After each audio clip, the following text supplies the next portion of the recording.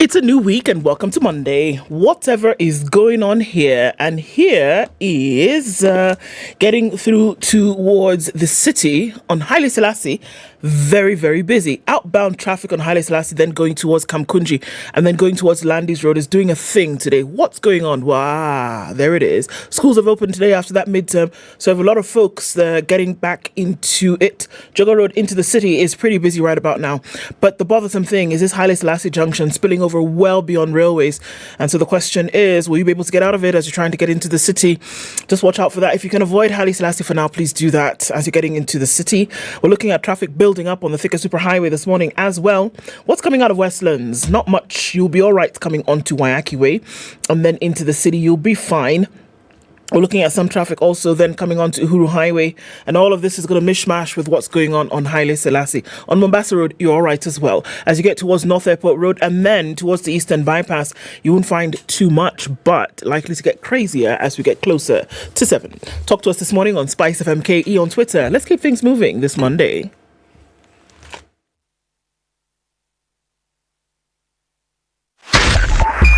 .5 Spice FM, Kisumu.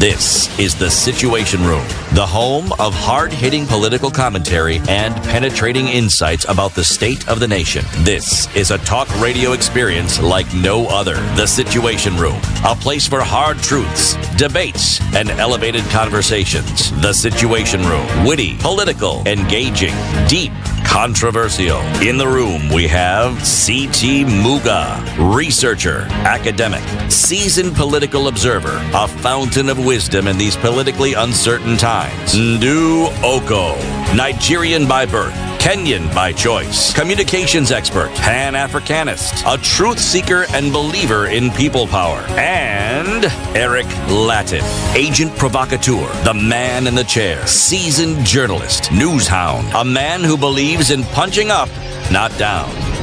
This is the Situation Room, the only way to... How are you doing? Welcome to a new month. A new show continues. Kenya's biggest conversation. Ndu, yes. How are you? I'm fine, thank you. Good morning. And good morning to you too. Mm-hmm. How was your weekend? It was all right. It was? Very good. It was very good. When the weekend is all right. My friend, very good. So no, very good. And how are you? I saw you running to... I'll be running to you, running to you. You did like that? I did. 42 kilometers, my friend. Well done. Yes, but then when it came to medals, I didn't want to embarrass the people I was with, so I went for the 6K. Oh, okay. No problem. But with the organizers, we're talking with the organizers, and we agreed that they'll send my 42-kilometer medal later. Okay. So, as per, it was 42 kilometers, but then on Sunday you ran the 6 kilometers? No. I did 42 kilometers. You did the 42, yeah. Yeah, but when it comes to now the medals, you didn't want people to feel... I didn't want people to feel, everything like this. So I just went for the 6K, the 6 kilometer medal. 6 kilometer medal. Yeah. Then later they'll see you. Yeah. Oh, okay. We've organized. We've organized it nicely. It's good. Yeah. I was watching some Diamond League, How was it? It's really good. Good to see. Athletes are really disciplined folks, man. Sheesh. Explain. Explain. I mean, imagine all the work that goes into... I was watching the shot put. I mean, of course, through the whole thing. But then specifically my mind went to the shot put, and I thought the amount of work that you put in to then throwing this, several kilogram ball, and you think it's no big deal, but it's a big deal. To get a ball to go 21 meters, 22 meters, it's a huge thing. You can imagine they run, they lift weights, they watch their diet, they do all of this to throw a ball, a metal heavy ball for 21 meters. And then I thought about the sprints. They go to the gym, they lift, they eat certain kinds of foods, they run for hours, they lift weights, and it's over in 10 seconds. But everything that they've done for however long goes into that 10, 12 seconds. It's huge amount of discipline, man. Big time. Waking up at 4, Imagine. traveling, coming to work every day, talking from 6 a.m. to 10 a.m. Hey, discipline. Discipline. Whoa. Tell you. Hey. And you only just do 4 hours. 4 hours every day, Monday to Friday, without fail. Come, shine, or rain. Oh, sunshine. Or rain.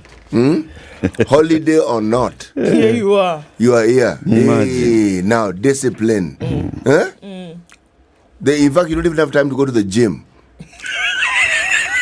Well done, City. I see what you've done there. Or watch your diet. You Yes. don't even have time to watch your diet. No, just gobble up what you can gobble up when you can, so that you have fundamental energy in your system. Then you go at it. City, how was your weekend? My weekend was good. Very good. Today's my son's birthday. Oh, Hey, right. say the name. His name is Owiti. Owiti. How old is he turning? Muga. Owiti who make Rene. Rene. Oh, Yes. c'est français. Yes. Oh, wait. Allah? Non He's français. 16. He's turning 16. It's only 16. Only 16. Happy birthday, Rene. Birthday, Rene. Owiti. Muga. Muga. You guys are having fun, aren't you? Oh, love it. Okay. Hey, Zawa, let me tell you what we'll be discussing today. Sindio? We start with 7 a.m., right? At 7 a.m., let's talk about, all the things in politics and what's happening in the country. Dr. Duncan Ojang, who's an advocate, who's a lawyer, joins us. He's a lawyer, he's a lecturer, he joins us. He was keen to remind us that he's not an advocate of the High Court. Sorry. He's a lawyer. He joins us at 7 a.m. for conversations. At 8 o'clock, so Toyota is now called what? Sifufa? CFAO. AO. And it's CFAO. It's foul. So, the managing director of CFAO Motors Kenya Limited, Avinda Singh Real, joins us at 8 a.m. to talk about the future of the automotive industry in the country and what we are seeing, big moves being made by this and other companies. And then at 9 o'clock, Lynn Mengich, the chairperson of the Salaries and Remuneration Commission, joins us to talk about that proposal to increase public officers' salaries. What is it that they were, those questions that you're asking? Did it begin with public participation before they came to this public participation and all of that? So that question you'll ask her directly, okay? Remember the president spoke on Friday and said, apana, we are not going to take a pay hike as guys. That's public participation. And then now, civil servants, they can get their pay rise from this month. It's like he's participated and said and given a decree. Should have waited. Actually, he can't give a decree. He can try. This is an independent commission. He should have waited. It's like that. So But SRC only recommends, The Yeah, implementer is the president. it is the president, yes. But again, he cannot issue a decree. No, so let me revise. He can issue a decree, but it will be perceived as an opinion. It can just be like you offering up. Yeah, it's like me saying, okay, like I'm saying now. Okay? So in your understanding, City, what happens? What should happen before the pay rise is effected? Before the pay rise is effected, gazetted and everything. That particular horse left the Nini a long time ago. Before they even started having this discussion, I am certain they will tell us that they had already conducted a public participation in asking people whether salaries should be increased or decreased, and if they were to be increased or decreased, by what amount. I'm sure. But anyway, Lynn Mengich will be here. We'll ask all those questions. She'll tell us at 9. She'll tell us, yes. Higher. We are live streaming the show, as always, on YouTube and Facebook. If you're online, let us know where you're tuned in from, and we will do the thing that we normally do, which is acknowledge your presence first. We'll take a look at the weather forecast.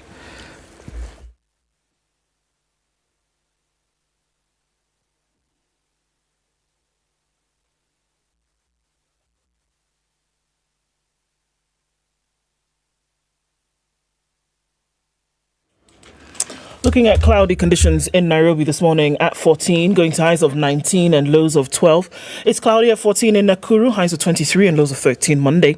We'll see lows of 13 as well, and mostly cloudy Nyeri at 13 currently and mostly cloudy till highs of 18. Looking into Eldoret, we'll see highs of 23 and lows of 13. It's mostly cloudy. And at 22, partly cloudy conditions in Mombasa, highs of 26 and lows of 22. And we'll see lows of 23 and mostly cloudy Malindi, going to highs of 26. It's cloudy at 20 in Kisumu, highs of 28 and lows of 19, and we'll go to highs of 26 in a cloudy Kakamega at 18. At 18, Kampala is cloudy, highs of 26, and we'll see highs of 28 in Dar es Salaam, where it's mostly cloudy at 24. It's 8 degrees and cloudy in Johannesburg, highs of 18. And at 26, Lagos will go to highs of 30 and lows of 25. Kinshasa will see highs of 32 and lows of 20. It's currently partly cloudy at 22. At 30, Monday afternoon, Beijing is cloudy, highs of 35 and lows of 24. And at 16, Paris is cloudy, highs of 24 and lows of 13. Mostly cloudy conditions at 14 in London, highs of 20. And it's 25, mostly cloudy Sunday night in New York, coming into Monday, highs of 29 and lows of 22.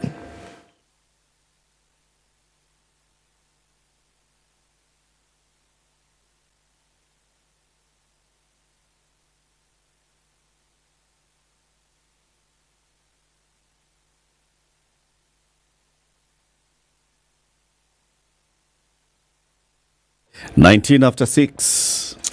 Good morning, everybody. People are locked in. Sir George Gashoiri is tuned in from Manchester, UK. Eco-locked, yes it is. Good morning. As always, James Wangi, the great team, sitting back to enjoy the conversation. Karibu Sana. Brian Otieno says, good morning. I'm glad to be listening. Thank you so much for joining us. Richard Mwangi says, good morning, good people. Vesh Musanga is tuned in from Nairobi. And George, you've just said good morning and now you're saying we're offline. Why? You should be here with us. Caroline Martins is watching from France, the best station ever. Well, bonjour to you. Aru Job says good morning. Thrilled to be listening from Melbourne in Australia. And from Embu, Julius Orongo says good morning. Good morning, Situation Room. Kakumi Paul Moya is tuned in. Josegi says, good morning from Kubu in Meru. 30th of June was a typical Kenya's day. Oh, right. People did like that on the 30th. David Sindenyo says, good morning from Copenhagen in Denmark. Good morning to you. Jerry Lewis says, good morning as well. Sophia Damari is tuned in from Abu Dhabi in the UAE. DR Congo is where Ottovon is listening. This is waiting for the conversation. We're right with you.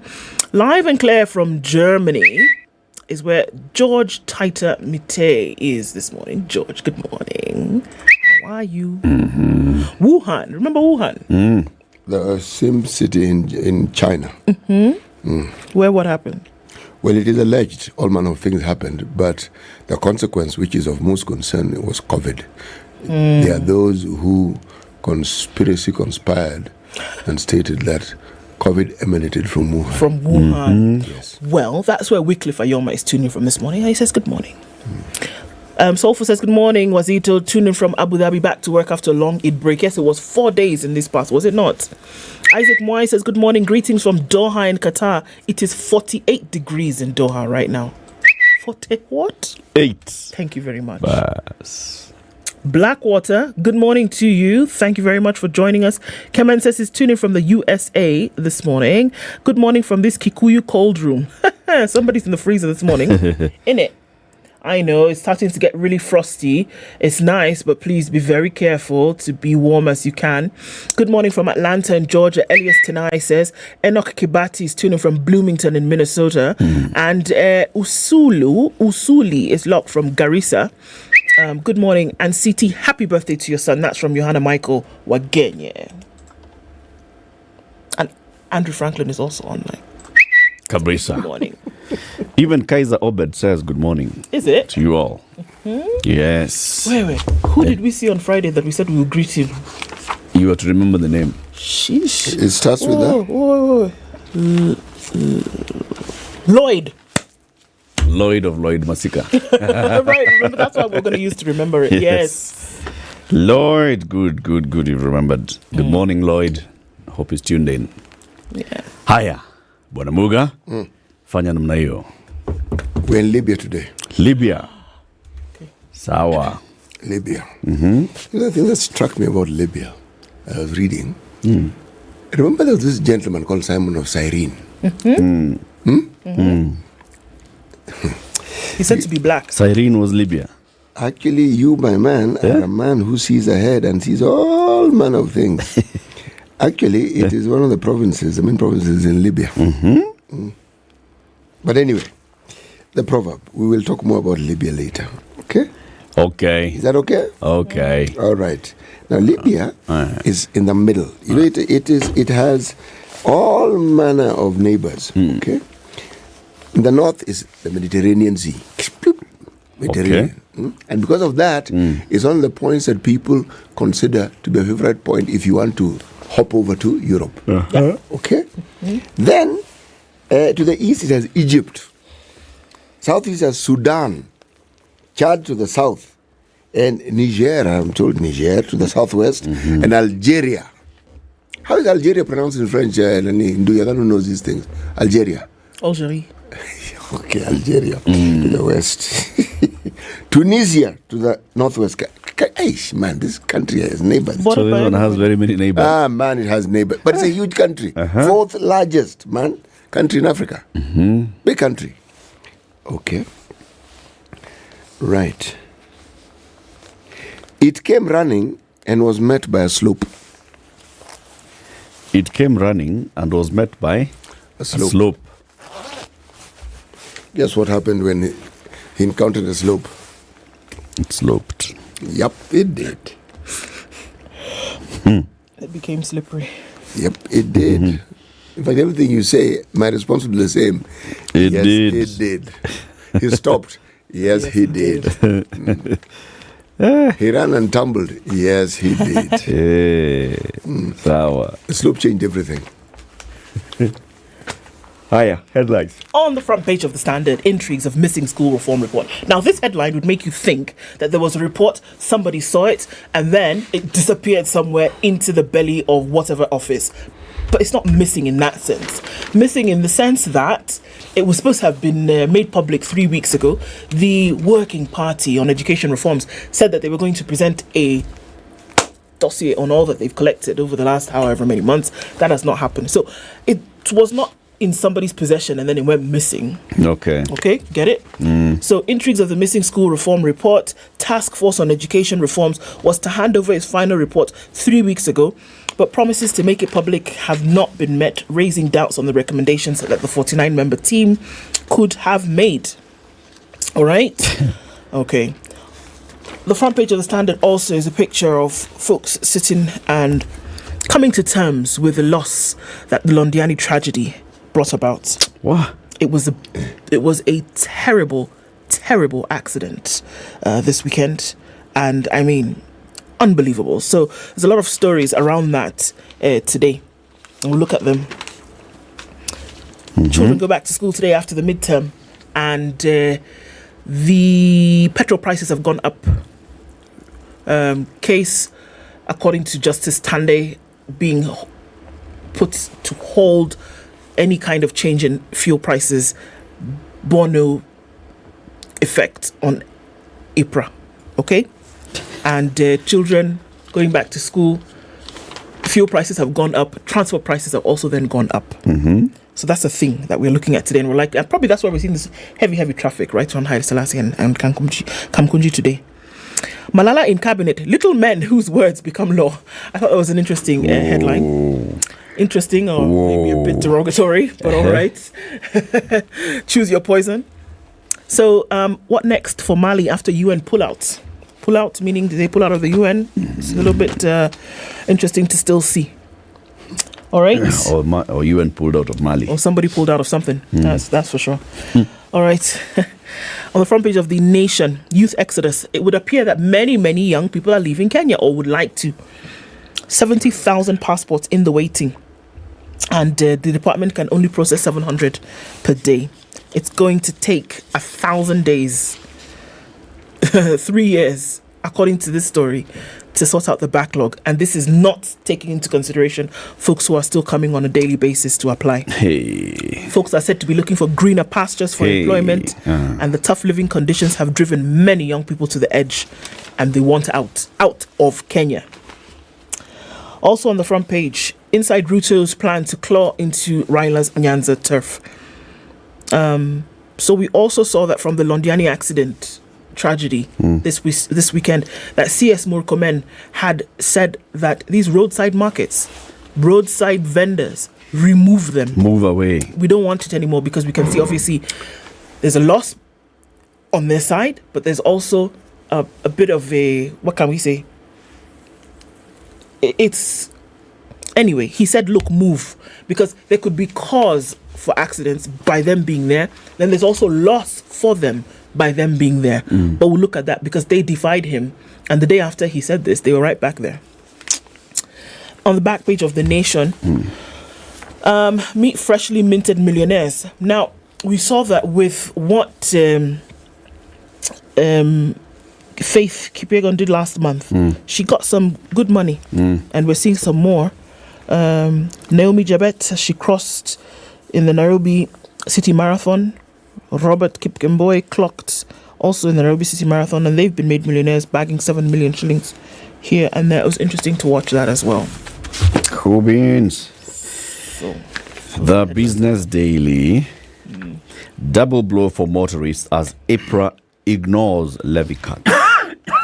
Kenyans are overpaying for fuel after the Energy and Petroleum Regulatory Authority failed to effect changes to 2 levies as prescribed by the Finance Act in its latest review of pump prices. IPRA, in the rush to revise fuel prices to reflect the new, retained the import declaration fee and railway development levy at the previous rates in what has seen Kenyans pay illegal levies, according to this story by Julian Samboko. The Finance Act of 2023 amended the Miscellaneous Fees and Levies Act of 2016 to reduce IDF from 3.5 to 2.5, RDL from 2.0 to 1.5 in all the state terms as offsets to help cushion Kenyans from the anticipated fuel price hikes. Now, this story is saying, when IPRA announced the immediate fuel price changes on Friday, they did not reduce the IDF and RDL, but they increased the VAT. So they're like, So that's what the story is all about. However, there can be very many arguments to this. SRC to press on with salary review despite Ruto protests. The commission, which is independent of the executive under the constitution, says it will continue seeking public comments on the proposed review until July 13th before gazetting the new salary structure for state officers later this month, while advising on adjustments to other public officers. We'll discuss that when she comes. Kenya taps 3.4 billion to cover debt repayment shortfalls. Where? The other was ticker headline, KQ to ditch Embraer and Bombardier jets. They want to just retain the entire fleet to be Boeings, so they're doing away with the Embraers and the Bombardiers. Treasury bills lose shine in government debt mix. The government's share of domestic debt held in treasury bills has dropped to a new low of 13%, easing refinancing concerns in the short term for the exchequer amid high debt service obligations. These and others. City?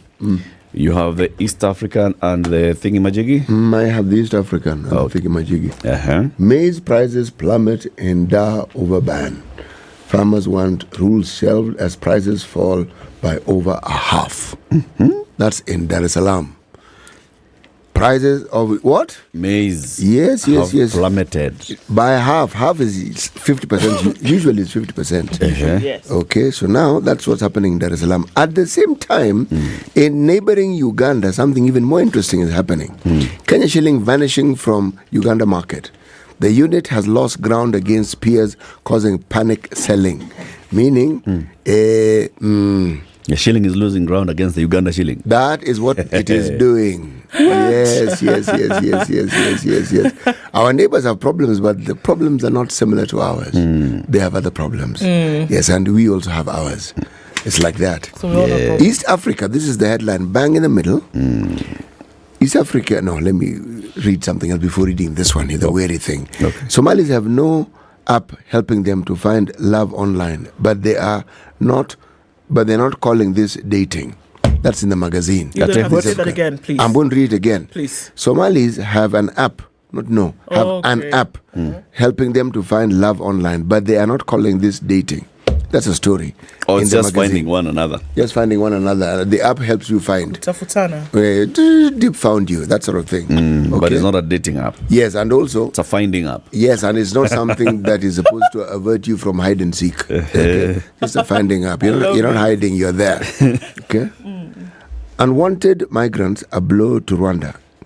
UK running out of options as quote, again, bars Kigali deal. This is an interesting story, but we have the whole week to talk about. This is the thing about East Africa. The whole week.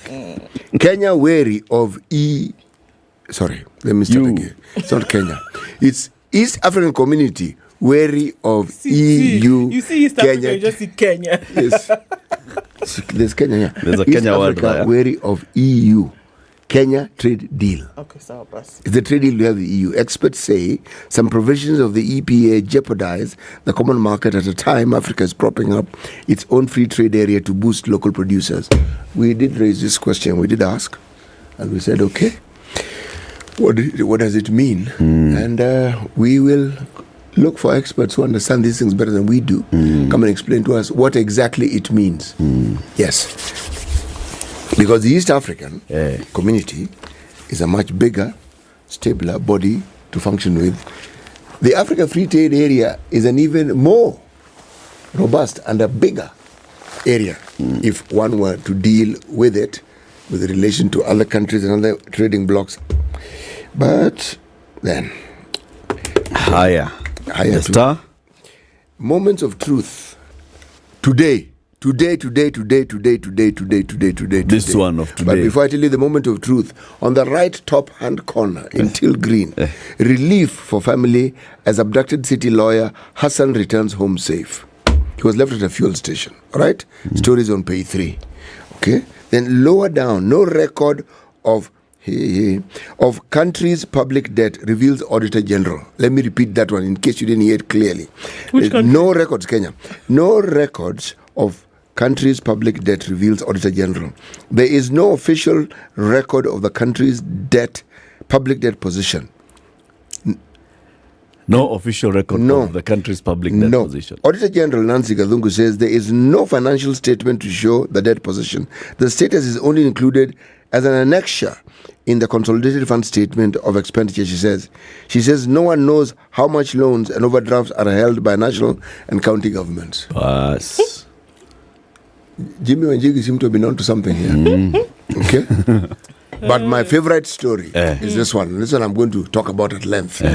Hot testicles may hold secret to Jumbo's anti-cancer genes.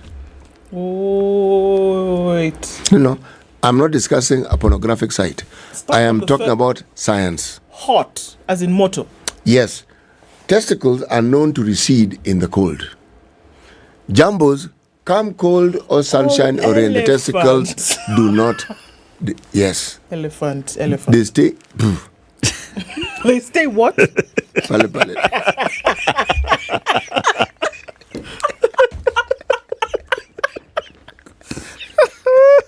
You what?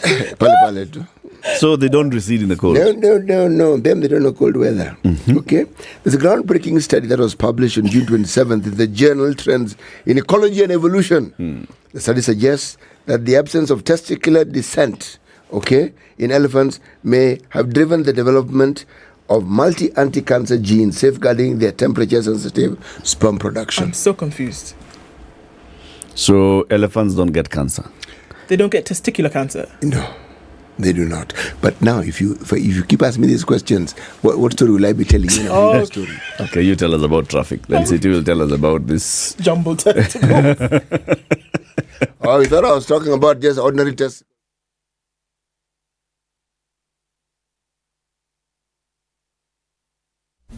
You think you can guess the year? 2007. That's when the theme song, that's when it premiered for the James Bond movies. You have correct. But in terms of guessing the year?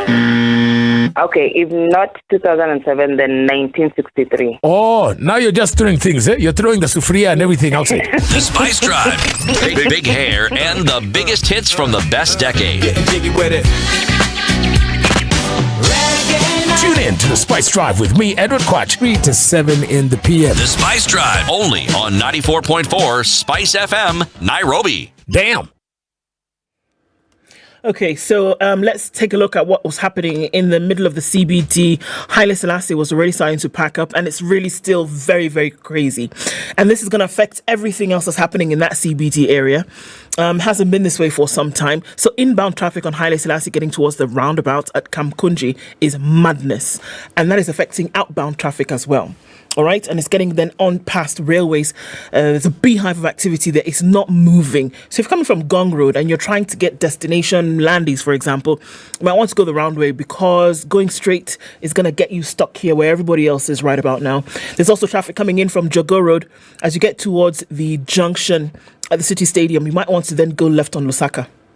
Think about that instead of joining Landis and then everybody getting into this mess that's already there. All right. Think of Superhighway, pretty busy as well as you're coming into the CBD.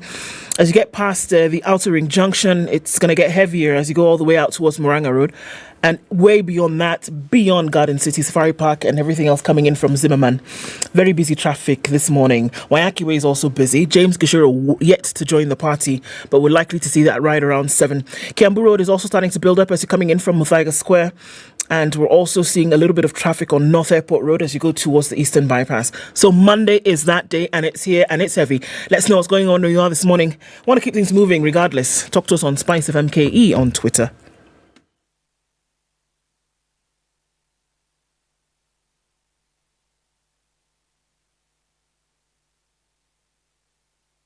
Mature, intelligent talk every morning. Spice up yourself. Okay. Tell us. The genes. Uh-huh. The elephants. Uh-huh. Well, it is a hypothesis. Okay? Now, people who study elephants and whales found something very interesting when looking at these mammals, because these are mammals. Mm-hmm. Now, there is a certain gene, it's called a TP53. Mm-hmm. And there's a corresponding protein product called a P53. Mm-hmm. Now, the P53 identifies and neutralizes damaged DNA during cell division. Now, when cells divide and they're damaged, the understanding is that this is how cancer is formed, from these damaged cells. Now, if you have a gene that actually destroys them, then it means the likelihood of you developing cancer is slim. Now, the elephants apparently host 20 copies of this particular gene, whereas as regular human beings only possess one. Okay. So they have this defense mechanism in abundance. That's what they're saying. And they said they found this in whales as well. So now the research into this, again, what they're saying is it provides an opportunity for us to understand even further how it is one can prevent, or how the body can actually be given the necessary boost to be able to fight whatever it is that brings about cancer before it actually forms and becomes cancer. In humans? In humans, because these are mammals. Right. So if you're talking about mammals and what happens in mammals, they're wondering, now if this is what happens in other mammals, how then can we? They haven't gotten there yet, they're working on it. But they're saying this understanding, because those who've studied the whales and the elephants have found that cancer is not prevalent. In fact, to the point where it's almost non-existent in these two animals. And this is what they came up with. But it's common in other mammals. Yes. And those other mammals don't have this P whatever. No, they don't have them in abundance. Okay. That's very interesting. Elephants have something like 20 times more than the others. Okay. And this is what they say neutralizes. When that cell division begins, the process to what eventually leads to be cancer formation, it eliminates them before they get there. So it looks like it is it's a defense mechanism that elephants have. And they said it's something that has been noticed in whales as well. Now, both are mammals, so how do you get to understand how this can be produced, enhanced, or how do you use whatever you can find to ensure that now human beings can benefit from this From this as well. Yes. Indeed. Voila. This one is going to take a while, but It will also take some time. Getting a gene from a whale and an elephant and injecting it into a human. But also likening the physiology, even if they're both mammals. Remember that they've used rats for the longest time because there was that similarity in physiological makeup. Yeah. But imagine how long it took them to realize that. And then now with this, it'll take a while. It's interesting to note that they've made the linkage, though. That's how many of these things begin. It begins with a linkage. Somebody else may pick it up, and for all we know, there may be research that other people have done that have never been published and we do not know about. Indeed. That may be able to find some connection that no one even knows about. But that it has been published means it's in the public domain and it's something people can look at, read, and even query. Oh, it's mice. It's not rats. It's mice. I'm sorry. There's a difference. Okay. Okay. Traders back to the roadside market days after crash. Barely 2 days after the accident at Londiani Junction on the Kericho-Nakuru highway that killed at least 52 people and left 32 in hospital, vendors have returned to a section of the roadside market. Saturday, traders stayed away from the roadside market, which is always bustling with activity. But by Sunday, some were already back in business. The roadside market serves as the main shopping centre for residents of Londiani, Chepsion and Kedawa in Kipkelion sub-county. It's one of the Sokumjingas, right? Traders whose stalls were destroyed in the accident were yesterday seen setting up temporary structures. So the accident came, knocked down their thing, but, they're back at it a day after. Amos Career, a trader in the area, said he was attending to a customer at the time of the accident. He said he was lucky as the accident happened on the other side of the road, but his friend, a boda rider, was killed. The father of three said he returned to his fresh produce stall, which he has operated for the last 15 years to support his family. So you can imagine, he sees his friend get into the accident, he dies, and for him, look, I mean, it's a tragedy. It's a painful thing to see and experience, but this thing has fed me and my family for 15 years. What am I going to do tomorrow when the sun comes up? I'm going to put it back up and I'm going to go about my business again. That market has grown over time. Yeah. And what made it grow even further was when that the old road, by the way, to Kisumu is the Londiani route. The Kericho is the new one. Okay. Now, when they retarmacked it and made it usable, now somehow more vehicles are using that. Yes, precisely. Now, it's a busy thoroughfare. Now, it's a road I use very often, so I know it. If you are going towards Nairobi, there's a slight incline. You don't notice it, but it's there. So if this vehicle was coming from Nairobi, then Nairobi it's coming downward. It's a descent. Yeah. And then it loses control. So it's several tons because it's heavy. It's heavy. And it's settling down. So here it is. The Friday accident involved a truck that was traveling from Nakuru towards Kericho, whose driver lost control and ran over hawkers, as well as rammed into several matatus, private vehicles and motorcycles. By yesterday, 41 of the 52 bodies had been identified. The Londiani Sub-County Hospital mortuary, which is designed to hold 16 bodies, now has 49. The extra bodies need to be removed from the mortuary after positive identification by the relatives of victims, according to Dr. Collins Kipkoech, the hospital's superintendent, on Saturday. Kenya Red Cross Society had procured 20 body bags to enable families that had identified their loved ones transfer bodies to other facilities. It was added that they'd set up trauma and counselling centres at the Kericho County Referral Hospital and Londiani Sub-County Hospital. At the Londiani Sub-County Hospital's mortuary yesterday, police and hospital security had a hard time controlling people who were seeking to identify the bodies of their loved ones. At some point, the crowd also became violent after the police prevented them from entering the mortuary all at once to view the bodies. Now, interestingly, traders are saying, we are mourning the loss of our fellow traders, but we have to continue with our business. Yeah. We have families that depend on us. You can understand them, man. Oh, absolutely. I mean, look, it's clear. Kericho Governor Eric Mutai said the county was in dire need of a pathologist so that they could conduct more post-mortems. And they're on the side of the road. Now, the thing that Dr. Eric Mutai should be doing is thinking, how do I create a proper, trading spot around here? Move it from just being on the road, yes, right, and move it slightly further. If you look at what, for example, Kivuta Kibwana did this in Emali, and when you get to Emali, so the traders were actually moved from immediately on the road, and there was a nice line and a row of Away from the road. away from the road. So you even have a place that you can come and park and get out and meet with the traders, with the vegetable vendors, and then you get back onto the vehicle and move. Yeah. The same This thing was is done so in much. Limuru. It was done in Limuru, and the traders refused to go into the market. No, that was a clear, complete market structure that was done, huge structure, yeah. and which was also now pulling them away from the road, completely away from the road. Which, you see, these guys are basically targeting motorists that are just passing by. Yeah. You're purchasing out of the window of your car or whatever, and then you're going. But on the road, this is dangerous. Even looking from the pictures that we're seeing here, it's very, very dangerous. To have an option for them, because it's of necessity. You will see what Kenya will do. They'll put up a road bump there. You know, there was a bump there to begin with. And if you're talking about, this market has grown over time.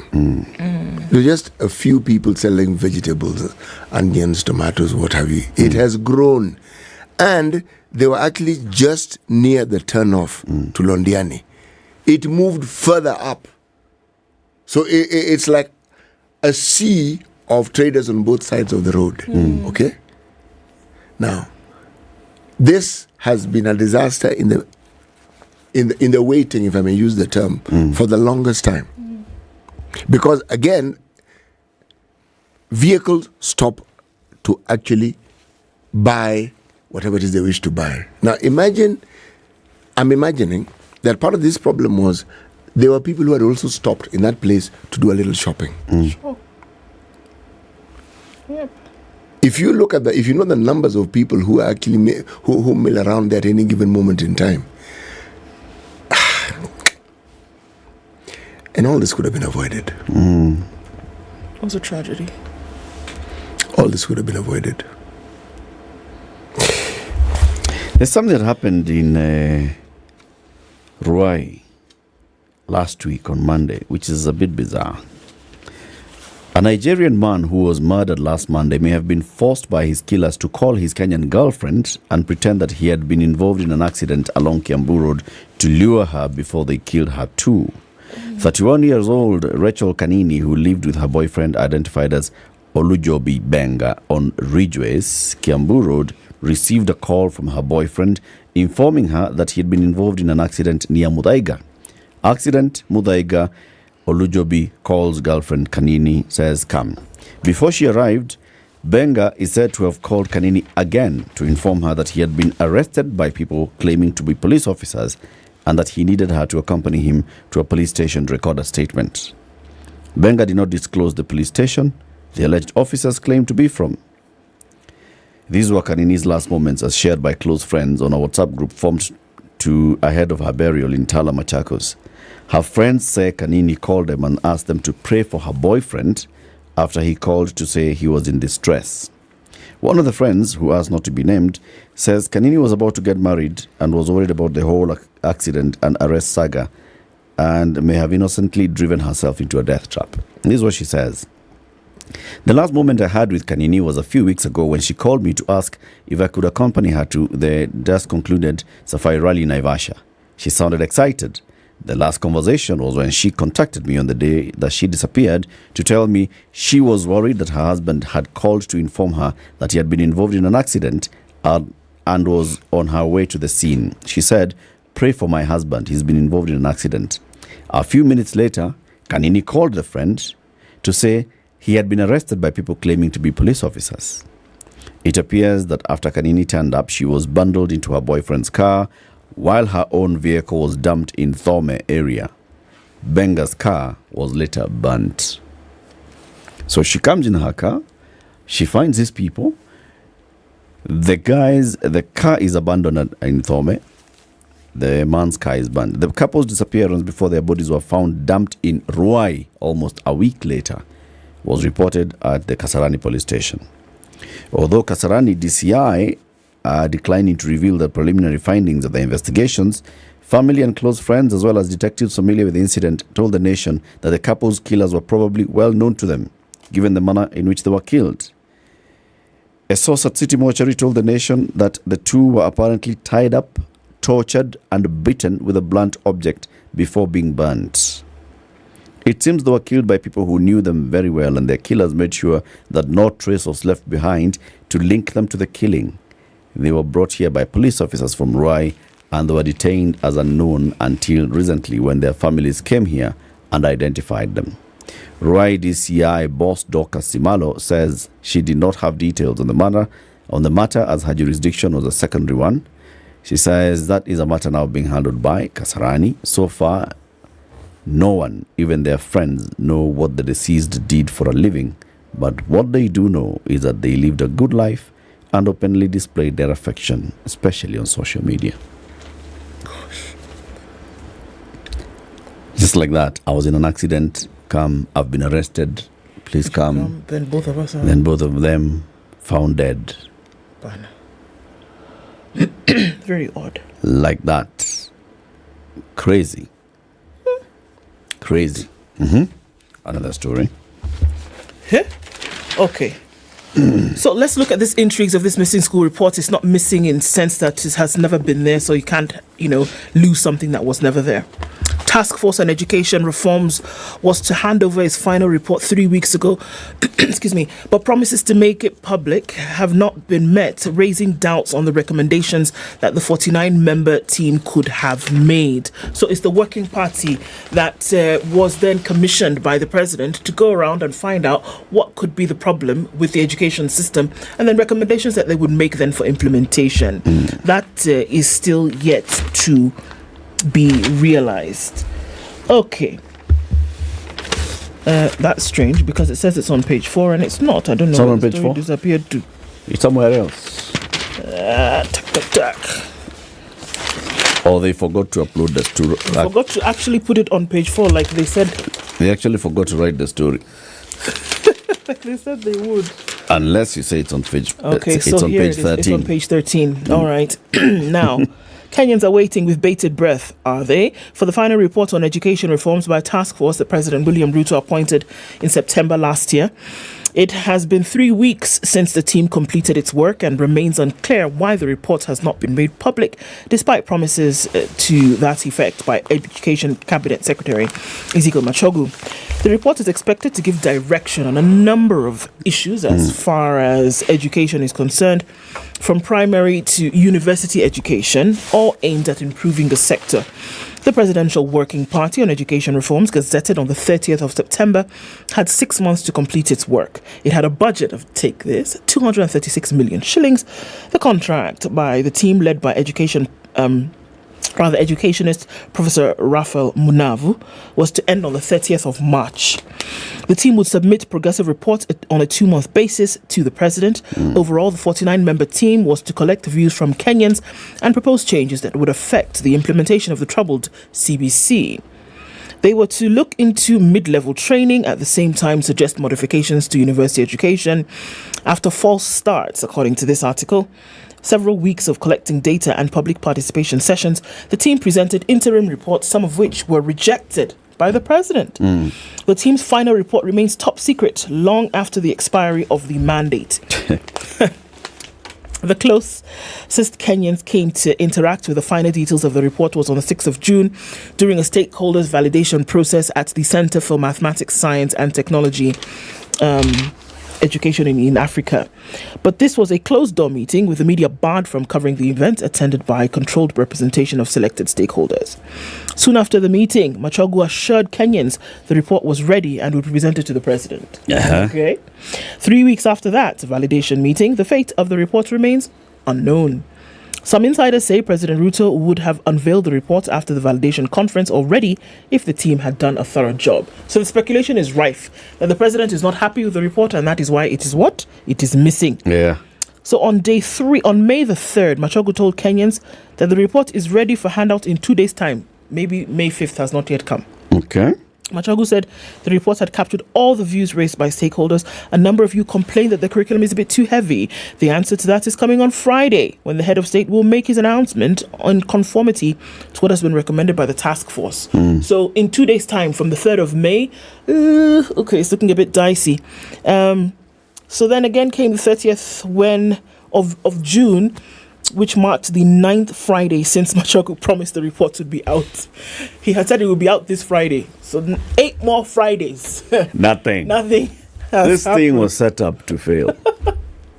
How many members is this task force? 49. How do you have a task force of 50 people? What are you doing? How? Because the story continues to say, when they were presenting their interim reports, the first interim report is where the president said, okay, so you guys are saying JSS goes to primary, Sawa, go primary. Go. Next one, they presented an interim report, and the president was like, okay, so how do we finance TVETs? How do we finance universities? Come on, people, come on. Give me something else. Give me something. They went back, they're like, okay, Mr. President. So now they went back. What have they been doing since then? That's the question. They've gobbled up a budget of 236 million shillings. Mm-hmm. In 6 months. Going around the country, listening to people. Why is the report? What are they supposed to... Were the terms of reference clear? So now, the terms of reference clear? That's a good question. So the mandate was to... they had 6 months to do this work. 6 months came to an end on the 30th of March. We're now maybe 2 months after that. But now, Professor Munavu, who is the head of this, says on Friday, he said that Monday... Today will be precise for me to give you any comments. Not that I'll give you the report, I'll give you comments on what is happening. The good news is that part of the proposals on the transition of learners from 844 to 2663 are being implemented, but we don't know how. The recommendations on JSS were made in a rush as time is ticking towards the major shift, as confusion threatened to derail the reforms. Let me tell you, Minor. This thing is crazy. It is madness. If there's confusion anywhere, it is in this education sector. Plus the people who are called to save the situation, plus the people who are called to recommend, plus those who are heading it, confusion. Plus, I think it wasn't even clear what they were meant to do, this working party. Especially some of these recommendations, some of the things that have been implemented. You may find that not all 49, not a majority of the 49 members of the task force had not, for example, agreed on JSS moving to primary school. And then here is the president who has said, JSS, okay, task force, you've said JSS goes here, JSS goes. So they're wondering, all right, so now. Next thing the president is saying, education, now this is what it's going to do. We are going to sponsor some people. The rich people are going to sponsor themselves. Even before the report is out. So the task force members could be sitting there wondering, Sasa, now we have to make our report conform to what the president has already said. And Munataka report it on Friday. They went for that validation. Machogu said, we have sorted it out. Maybe you went and told them, the president this is what the president is. Can you now make your report like fit? That. This one. If you look at the names in that task force, they are fairly serious people. One would hope. They are fairly serious people. And people who you cannot say do not understand the education sector, they do. But what does that tell us then? Right. That what we think and what is reality may be different. Yep. 7 a.m. Time for the news.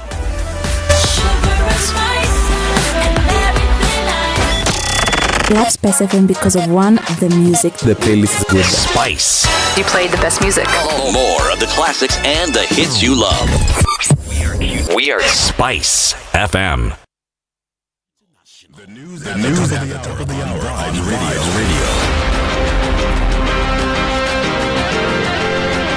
Good morning, this is the Newswire. I'm Leah Ubaga. A section of President William Ruto's allies are today expected to go to court and appeal the suspension of the Finance Bill 2023 by the High Court, led by Prime Cabinet Secretary Musalia Mudavadi. They say the suspension hinders the implementation of government programs. They further emphasize that the Kenya Kwanza administration respects the judiciary, but noted that its legal representatives will seek to have the ruling overturned. 2 days ago, Justice Mugure halted the implementation of the bill pending the mention of an application filed by Busia Senator Okoh Mtata on Wednesday for further directions. How can a procedural issue supersede public interest. It is not possible, and it is not good for this country that public interest is taken for granted. It's July 1st. The order of the court has said that no implementation of finance bill until 5th of July. If you lose 60 billion in 5 days, that is in excess of 300 billion. That judge also needs to tell us how are we ever going to recover that money. When we zero rate coffee and tea that is going to be used for export, who on earth would have a problem with that particular proposal, Your Excellency? The Energy Petroleum Regulatory Authority has, however, continued to defy the suspension of the act by raising fuel prices. 77 people have been reported missing following the tragic accident at Londiani on Saturday night. Red Cross says the number of identified bodies is at 37, while 5 others remain unidentified. Kericho Health CEC Brenda B says some bodies were damaged beyond recognition. We are still waiting and calling upon the public to come out and come and identify the remaining bodies that we have. We have some bodies which were unfortunately quite disfigured, about 5, and we have not managed to be able to identify their families. Among the 37 identified, 19 have already been moved from Londiani Hospital mortuary by their families after the bodies exceeded the storage capacity at the facility. 15 people who are hospitalized with various injuries have, however, been discharged. The 7 comes as the order by Transport CS Kipchumba Murkomen to relocate traders from the roadside markets has come under attack from them. So tumepelekwa nikaa tumepelekwa kwa msituni, hatutakuwa na mali pa kuingia kujisaidia wakati ya mvua, hata kwa wakati ya lunch, kwa sababu sisi tunapendanga kukula wakati mwingine kwa tunapokuwa kwa soko, huwa tunasaidika na ile vibanda pale kwa soko. Kwa sima tena tuna sima. Security tena hakuna, tunahangaika na mikwajo imetosa sisi na kanjo. The CS supported the move, saying it was constitutional and aimed at saving lives. There is a rule in in the aviation sector. A landing near an airport should not have high-intensity operation areas with factories and churches and all that operating with that area. Because people know if landing of a vehicle, of an aeroplane does not happen as it should, at least we should avert catastrophe. We must apply that rule on our roads. We cannot have that number of people operating just next to high traffic and high risk vehicles plying our roads. UDA party will today launch a membership registration exercise in Kisii County. Secretary General Cleophas Malala is expected to lead the activity in collaboration with UDA leaders from the region. Among Kisii leaders who will participate in the registration is Gitutu Chache, Kasakini MP, Japheth Nyakundi, Nyaribare Chache MP, Zahir Janda, Alpha Miruka from Bomachage, and Silvano Susoro from Mugirango South. The registration of members in Kisii County will be the latest phase of registration that has been launched in other areas in the country. And in the international scene, 2 people have been killed and another 28 injured in a shooting in the U.S. city of Baltimore, Maryland. Police say a spokesman said that 3 people remained in a critical condition. The incident happened just after midnight in the Brooklyn Homes area, where people had gathered for an event called Brooklyn Day. Officials have said that more than one assailant opened fire at the celebration. Investigations are underway. That's the Newswire. I'm Leah Ubaga.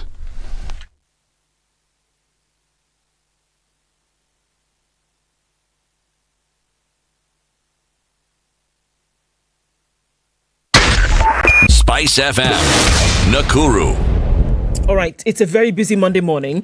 If you're in the CBD today, avoid Haile Selassie. You have to go the long route because still very packed. Traffic coming off of Jogo Road, going onto Landis, but there's a lot of traffic. Either has come off Gong Road, joining on Haile Selassie, or something is happening right here that we don't know what about. Let us know.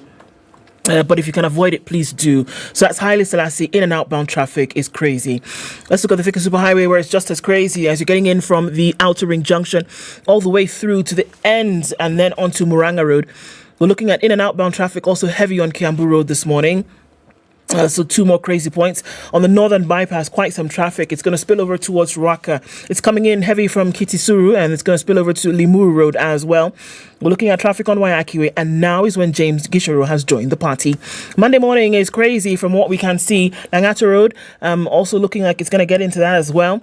North Airport Road, and then touching on the eastern bypass going towards Outer Ring has also begun. We're in traffic hour early this morning and likely to take us well past 10. Let's keep an eye on things. Talk to us on Spice FM, KE on Twitter.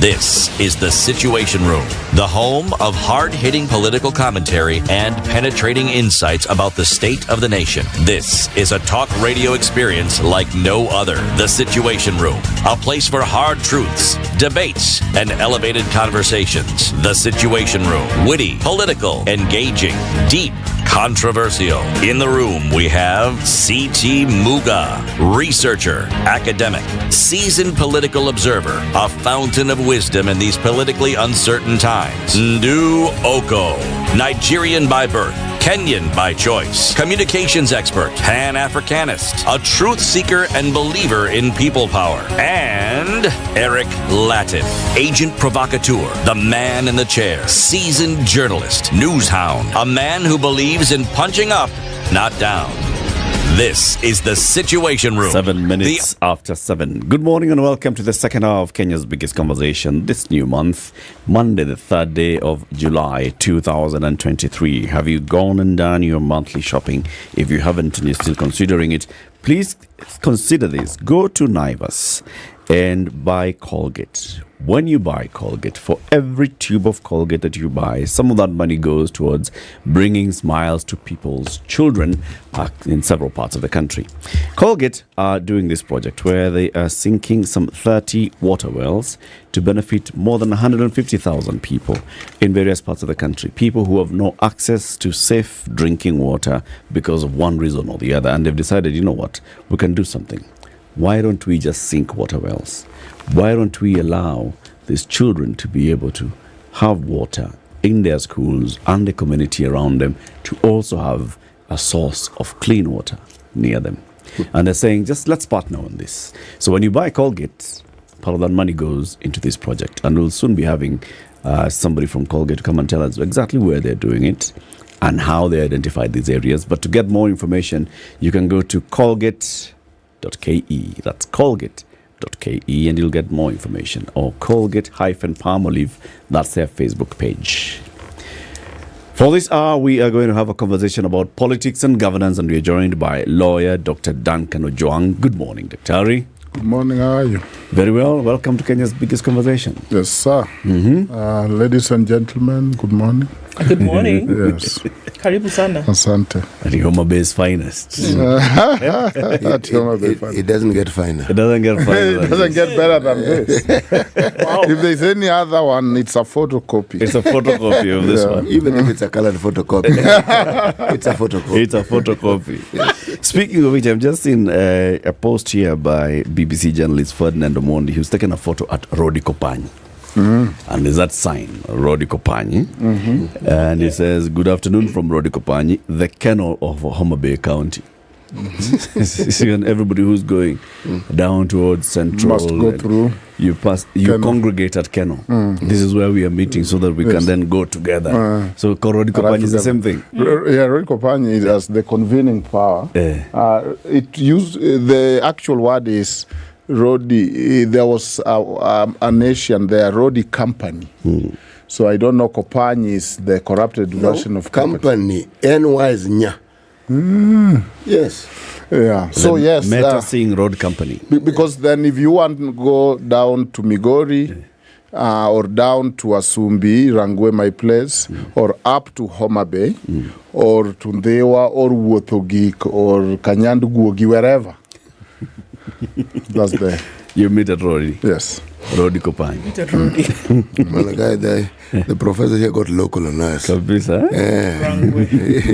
That is definitely where he comes from.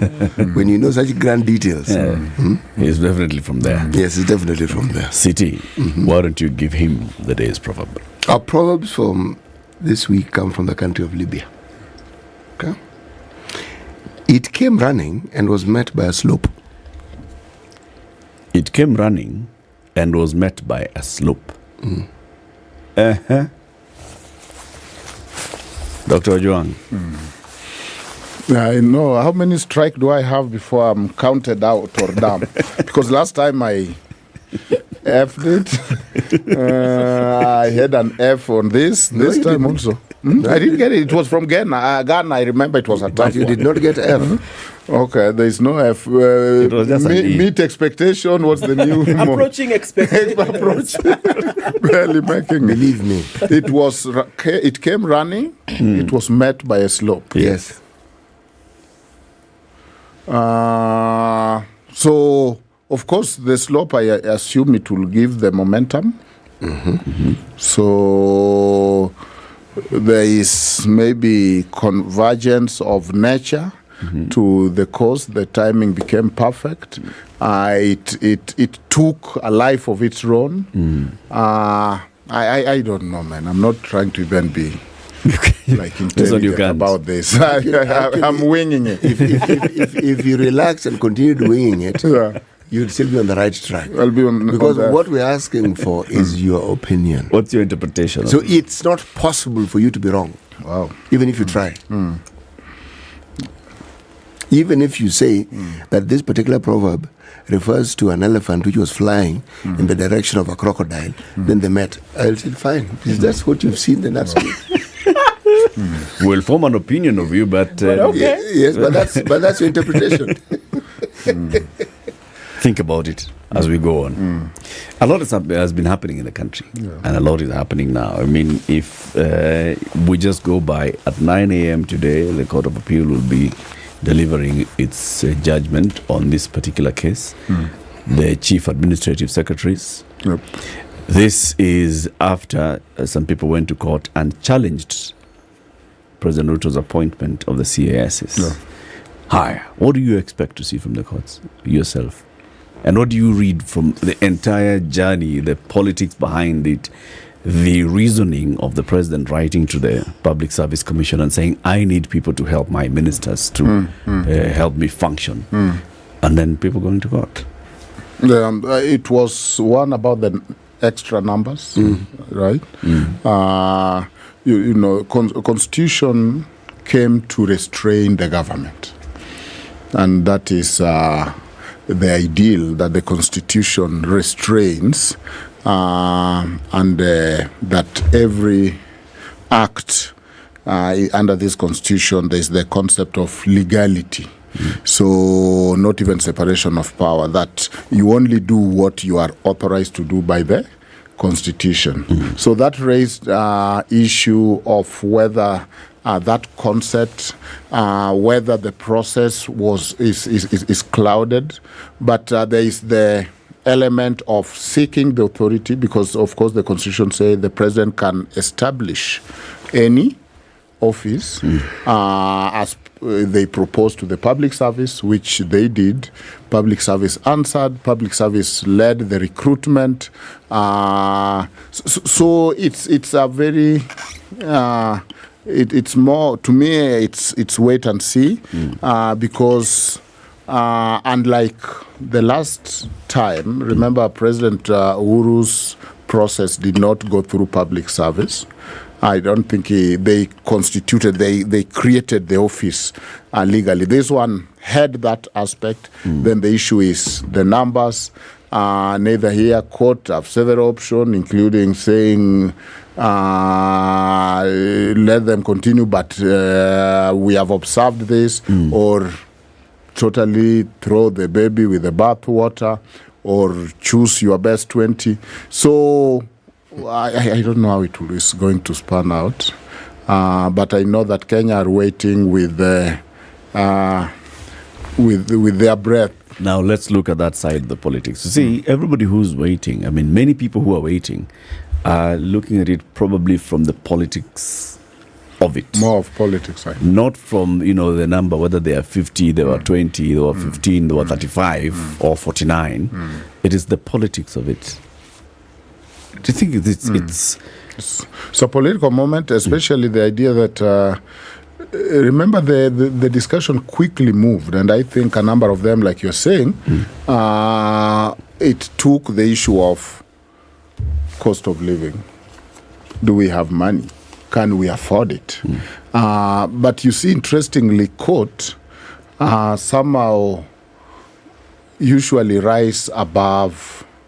that politics and only look at the law.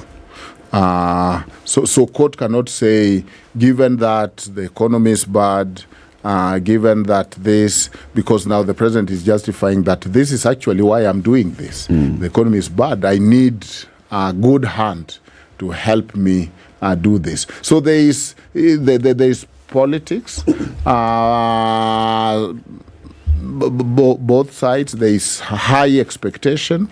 I don't know. I don't know what will happen after that. I only know that maybe after that we will now start seeing the appointment of ambassadors. Prof. Yes. Whenever a legal matter is taken to the judge, presumably it's for interpretation. Yes, presumably. Now, interpretation, the letter of the law is clear, you can read it.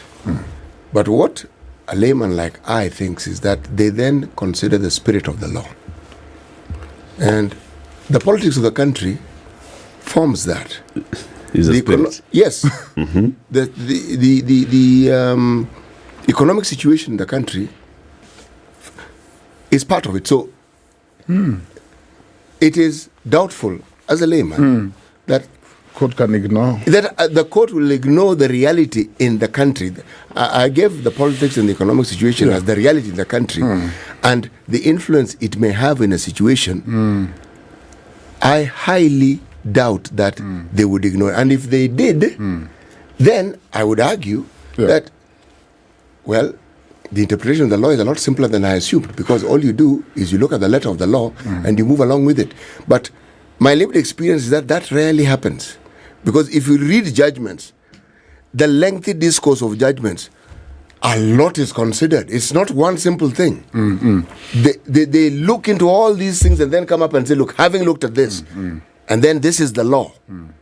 They say this is the conclusion. And it is for that reason that even when you have, is it a 3-bench judge? What is it? Judge bench. The three judges sitting on a bench. Okay. Yes. You will find that sometimes it's not unanimous. Yeah. There's dissent. If we take the matter to the Supreme Court, again, you will see the same thing. And these are people looking at the same law. They're looking at the same prayer that has been brought before them. Yeah, but you see, the whole idea of court and judiciary was that politics usually is short-lived. Politicians have a shorter interest towards the next election, and therefore there is need for an arbitrator that is not politically tone-deaf, but can rise above it. Now, that might inform individual feeling of the judge, but it will be very hard because the issue of budget and is under the executive. And so in separation of power, this is also an arm of the government that is supposed to be the one considering that there is... So I don't see a situation where a court can say, I know you are broke. I know you don't have money. How are you going to pay for this? Because that become a policy issue that is and unless they link it and say, but for this case, I'm not going to get my right to health. Then they're saying, okay, this is a human right issue. But let's wait and see. You look like... I look like... You are expecting... No. Ground swelling? Not really. What I look like may be deceptive. Let me tell you what I believe. I actually do not, in my mind, there is absolutely nothing wrong with the president appointing the number of people he wants to. For me, that is really not the issue. The economic situation, not the issue. The problem is the optics. So the politics. The optics, Because optics has a play on politics. It has a play on politics. It's the optics. What exactly are you demonstrating when we are talking about austerity, and by that action, you are actually splurging, you are actually going on overdrive in spending? That's what it looks like. If you look at the details of what it will cost to keep them, and you look at our budget, and you look at our GDP, and look at our expenditure, the amount is really not that big. But if you're looking at the reality that we have in the country, it is a big deal. Because on the one hand, you cannot tell your citizens tighten their belt and be ready to pay more money. And on the other hand, you, the executive, you're not doing the same. Now, that is where the problem comes in. And then you look at the characters being appointed, and those are characters who have held public office before. They are retired governors. They are, politicians who've tried it out. They are people of means who are getting the jobs. Yes. Probably the optics would have been different if he actually went for the hustlers. Believe me, the discussion would have been very different. So this is somebody who's been a chair of this market, and he's been here for long, and yet these are his academic qualifications. Yes. And so what we are doing is using his experience in life to do ABC, bringing him into the Ministry of Cooperatives. This is the chairman of the Kariobangi Light Industries. We have given him CAS of the Trade Ministry. You'd say, see? But you see, that's where I was, because I spoke to some young people who are talking of the number. There are some young people in cars. There are. How many? I'm not sure about that. They are never many. They are token. But you see, the idea that CAS is a mentorship program, I don't agree with that. And why? Why don't you agree with that? For you to be mentored, we get you a job where you earn 500,000 and a bodyguard. But we are mentoring you. We are mentoring you to be what? God? So after your mentorship, where are you going? I mean, CAS is a big job. So I got it. It's so funny when I find a young person talking of this is where. So you will go run for an MP, umejituma. I give you that. Okay. You didn't make it. Then as a reward, voila. You're supposed to be CAS as a mentorship, not a job. This is just to mentor you. I don't know we are being mentored for what. As a former governor. No, as a young person, that failed to grab this MP seat, you are mentored using CAS. So 600,000, mortgage for 20 million. Your mentorship program. Yes, of course. Yeah. A bodyguard, that's how you are. That's how I want to be mentored. Yes. And I mean, what kind of nonsense is that? And you see, I actually encourage young people that be at the mind of the president when you come with an argument of youth, but you can't call CAS a mentorship program. Which deal, which contract did we have with you that I'm to mentor you to be what? You are, then from there you become a minister? Yes. So we have already decided you are going to be a minister. We are just keeping you there in the holding room until you mature enough. So the former governors or those who were... So let me ask you. So the former governors who then obviously had no place but needed to be relevant, the former, cheerleaders of a particular party who were then also given this position, were also saying that they are being mentored as well? No, it's a job for them. So it's different. So within this CAS position, for them it's a reward. There are those who are being mentored, doing the same job as those who are being rewarded for positions of loyalty. Of what they've done. No, just say that I need a job. I think it's a very high job, but I think consider that I'm headed there. Give me this job, but don't call it at the age of 23 that this is how I like to be mentored. I get mentored by 600 million job per month. Absolutely. That's my version of mentoring. But we can carry the argument forward and say also then for former governors, then don't call it a job. Call it a reward for your loyalty. Don't call it a job. No, let both of them call it a job. They can let the mentee and the mentored call it a job. But they're saying that we need this position for a CAS. This is a former governor who maybe has done 2 terms, cannot come back, does not find a place where they can be relevant in government or in any other way, politics or otherwise.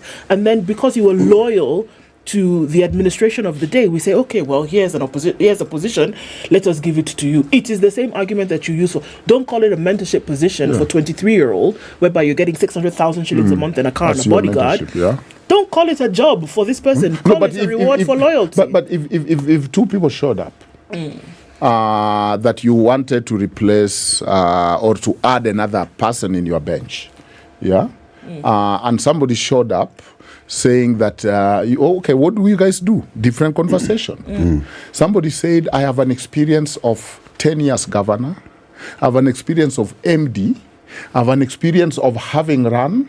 I have an experience of this much, and somebody showed up with a severe short as miniskirt saying, I'm here to be mentored into this job. Who will you hire to be part of your bench? I mean, doesn't experience count for something? I understand the diversity, and me, the diversity that makes sense to me in this country more is the diversity of region. Because I find the diversity of women, the diversity of age, it can camouflage a lot. I can simply go to my village in Rangu and bring my mothers and bring my brothers, younger brothers, and say, youths, covered. hey, youth to youth, women, done. But I don't have, because the cancer of this country, the cancer of this country, yes, youth have had, they have had institutionally, they have also a short end of the stick, I agree, generally. But the cancer of this country is regional diversity. But there's this decoy diversity popping up here and there, suburban diversity, city diversity, hockey mom diversity, soccer mom diversity. Those are just camouflage. What? The Constitution recognizes all the form of diversity, but I think sometimes we are on overdrive, and I think we leave out those that actually need propping. You know, Prof, the reason why you hear me say what I'm saying is I'm asking myself this fundamental question, because I am not taking the appointment of the CASs in isolation. Yeah, okay. I'm looking at everything that is happening in the country, and I keep asking, why does the executive initiate so many things at the same time, and they all seem to be important, and they all involve money? And urgent. Why? And they're all urgent, and it's immediate. Why? And yet, we seem to have a fundamental problem that there's talk about addressing, but does not seem to be addressed. Which one is that? Baba, it's called hunger, reducing it, and making sure people can actually afford to live on a daily basis.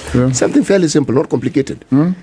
And yet the action that you see, I have been of the view for us from last year, this thing of petrol is at 20 bob. I said peg it to 200 and sit pretty and wait. That has been my view. Wow. It is 195 now. 201 in places. Yeah. On the 14th April will do their thing, isn't it? They'll probably lower it down by 3 shillings. And then come the following month, they'll raise it by 6 shillings. Yes. Lower it to raise it. It's they're a predictable lot.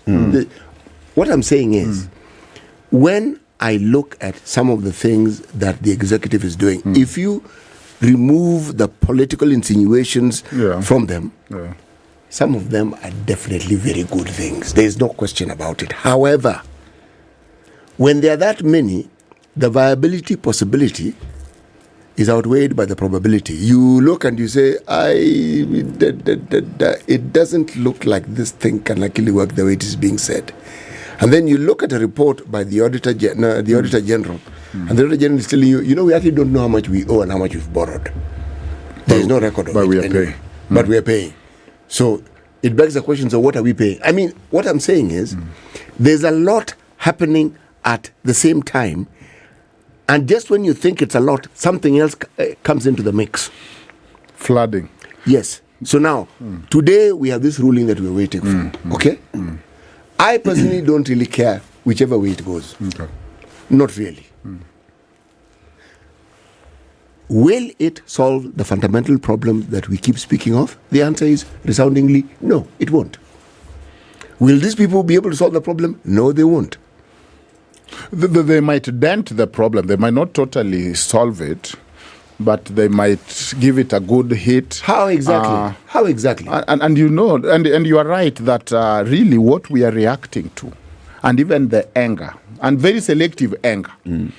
I've realized this is the country that this anger can be steered towards a certain direction. It can be. It is. It is. So people are reacting to narratives, and that's what we were saying here last time. So the anger of how dare you, even the posterity measure, because like State House cannot decide, okay, let us do porridge because the economy is bad.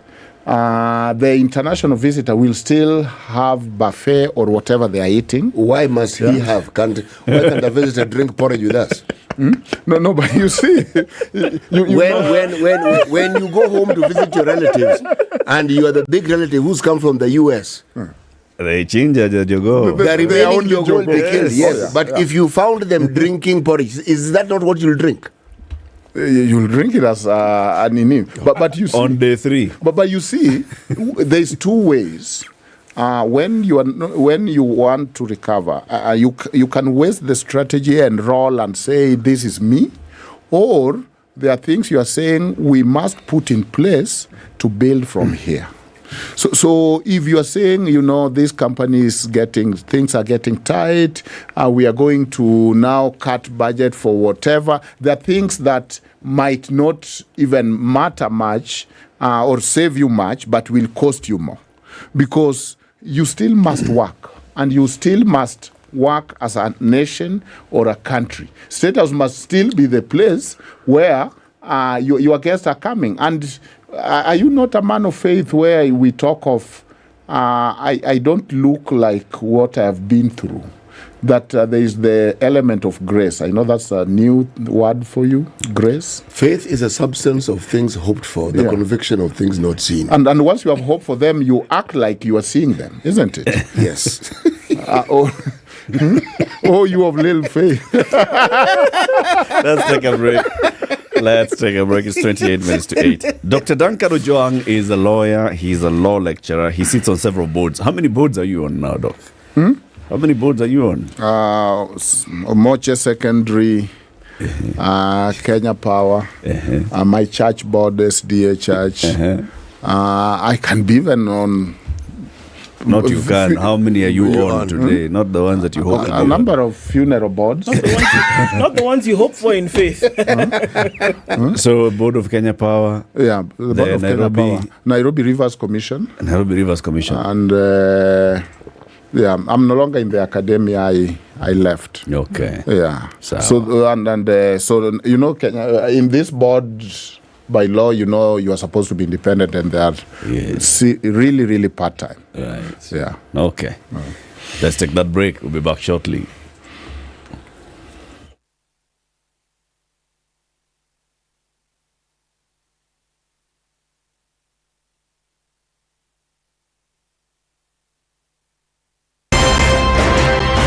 Good morning, and I love your show. Thank you. Having come from a Kikuyu radio background, I migrated to Spice because of the content. I was born in a slum, but somehow I got a break in life. So sometimes when you see the sweating coming out because of the passion and whatever it is, behind the noise, there are people, and we share the same umbilical cord. It shouldn't be like that. I am so disappointed. We used to tell Honorable Raila Amolo Odinga that he's doing politics of conmanship, and even President Uhuru Kenyatta, serikali hii ndio iko na conmanship ya hali ya juu.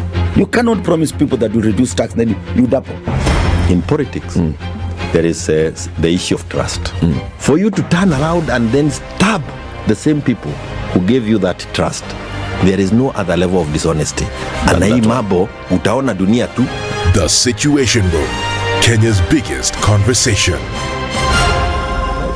Temperatures dropping ever so slightly in Nairobi at 13 currently, highs of 19 and lows of 12.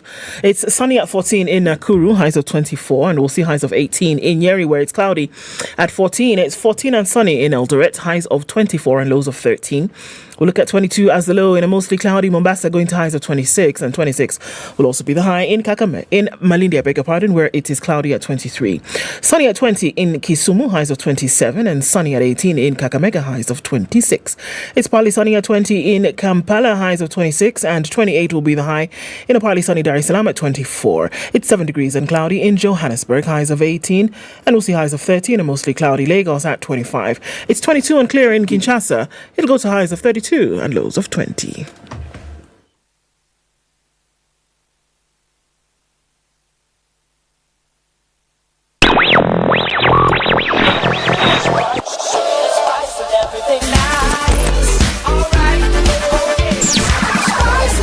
All right, I don't know what level of craziness this is, but Haile Selassie, Landis, and then going on to Jogo Road today is absolutely crazy.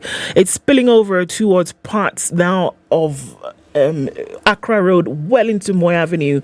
If you're on Haile Selassie and you're wondering what's going on, the traffic is not moving. If you can find a way to turn and then go the longer route into the city, it is going to make sense for you now. The traffic coming off of Jogo Road, folks are spilling over towards Lusaka. We're seeing some traffic coming on off Langata Road going towards Aerodrome and then into the city.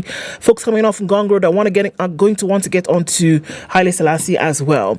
James Gishuru, pretty busy, spilling over to Waiaki Way. The Thika Superhighway, very, very busy. And we're looking at a bumper-to-bumper situation on Kiambu Road right about now. Northern Bypass spilling over towards Ruaka, and then coming in from Kitisu, traffic on Limuru Road. We're in traffic hour proper and it's going to get heavier.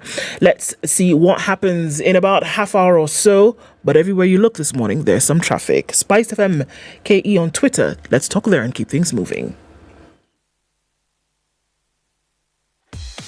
Welcome to Spice FM, the best exclusive radio station bringing you the best mix of the best music ever. Mature, intelligent talk every morning. Spice up yourself.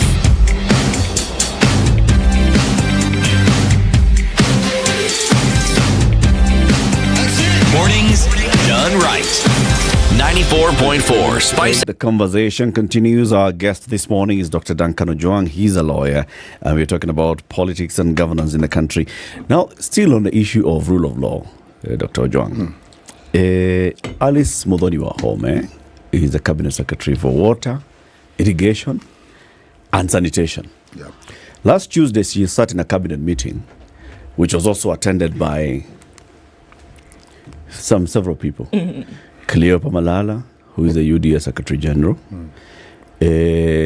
Dr. Monica Juma, who is an advisor on national security, Harriet Chigai, who is an advisor on gender, and who was the fourth one? Just them.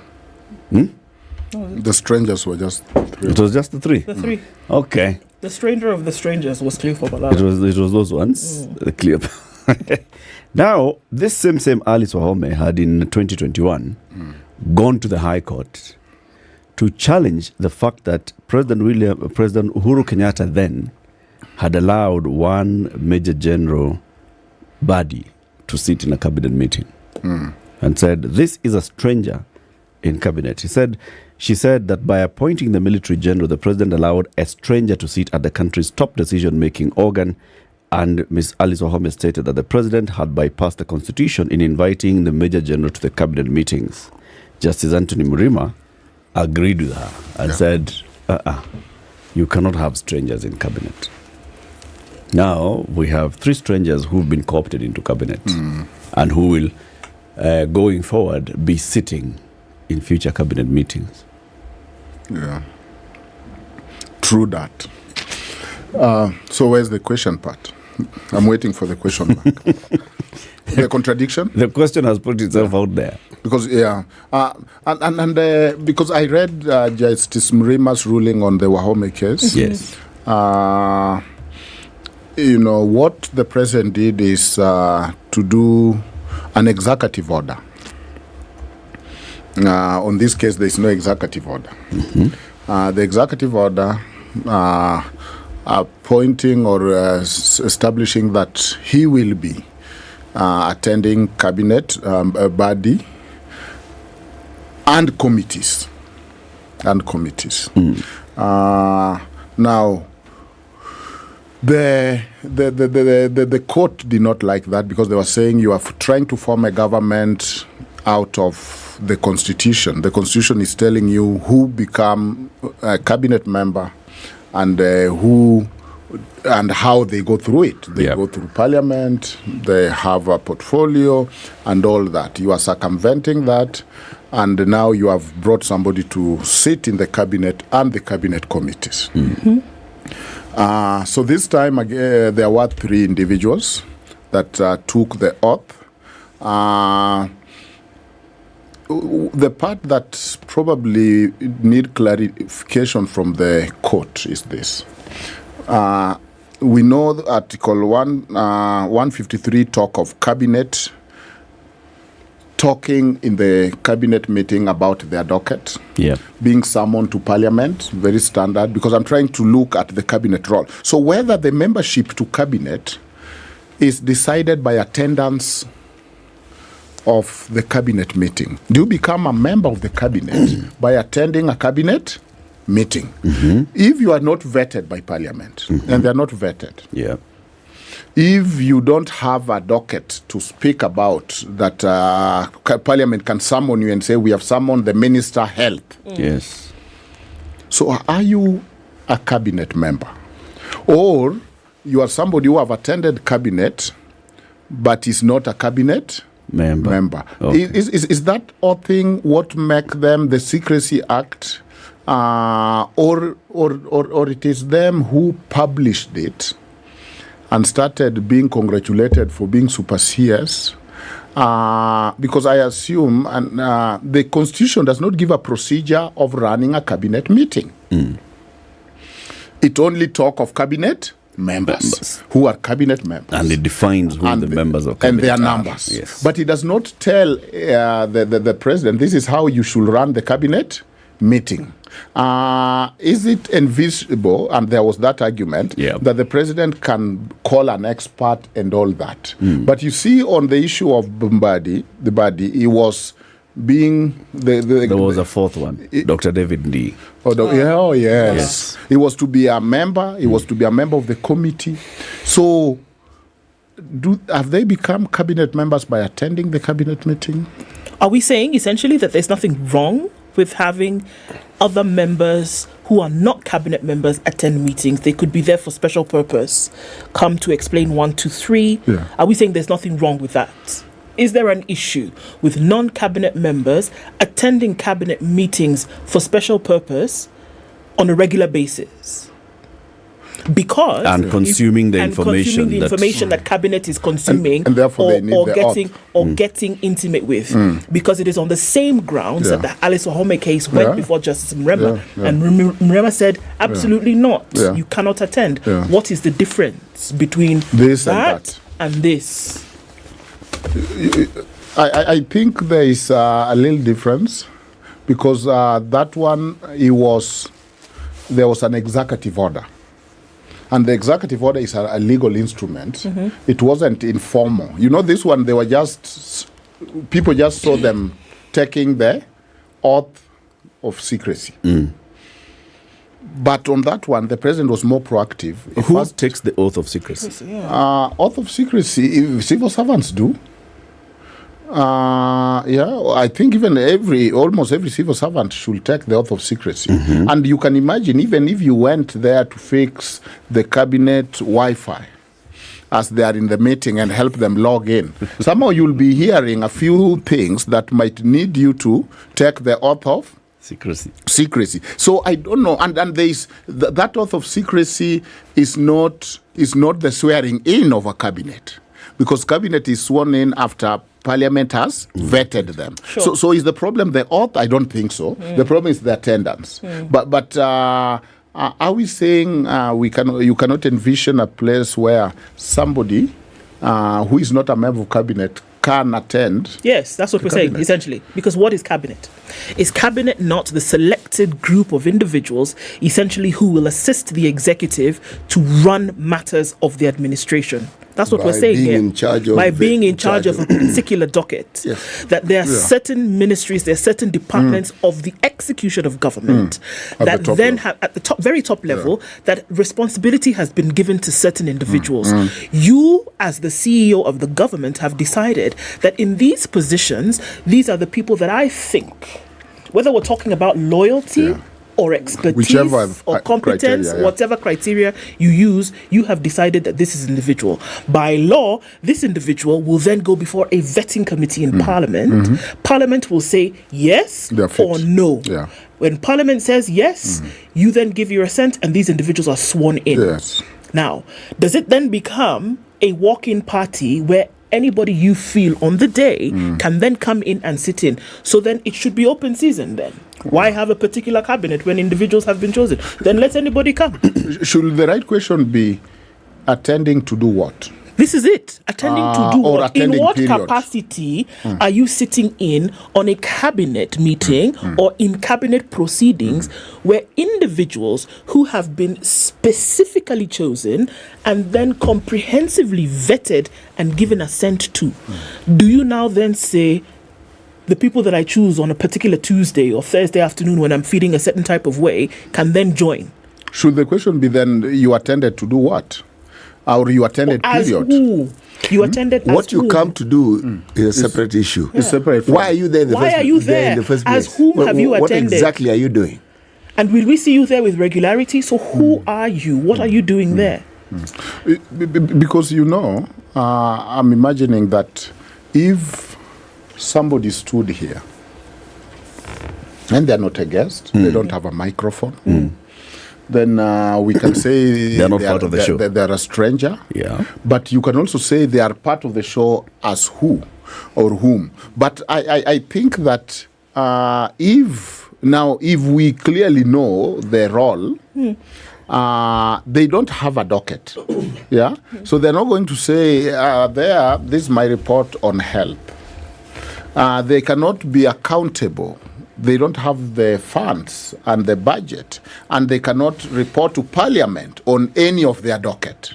So then it's just the nuisance, then, according to you, of what are you doing here? Absolutely. The order, for example, in the Badi case was against Badi, but it wasn't against Tuju. Yeah. Tuju, as the Secretary General of Jubilee, was gazetted, a member of the cabinet without portfolio. Yeah.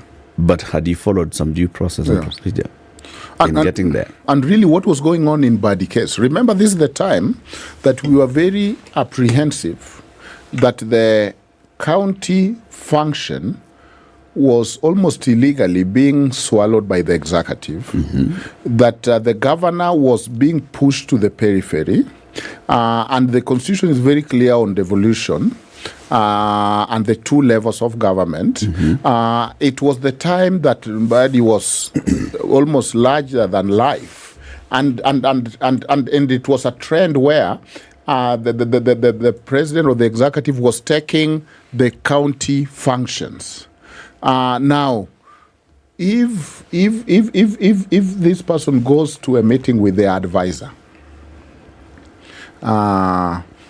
I know that the ruling, it can be distinguished, the ruling of Justice Mrema, but I also think that it was too broad, that it needs to be recasted. Because, I mean, do you imagine that those people in the cabinet, nobody's even serving tea? Serve your own tea.